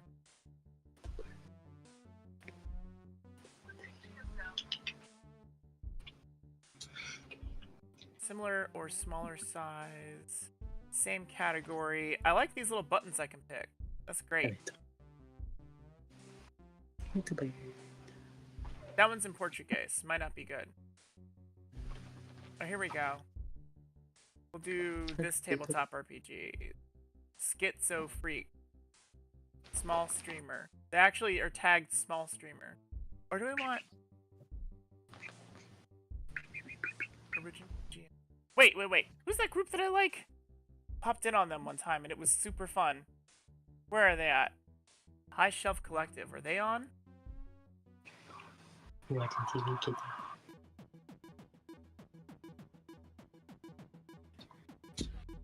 Alrighty, friends, I'm gonna go ahead and bow out, but you guys have a wonderful night.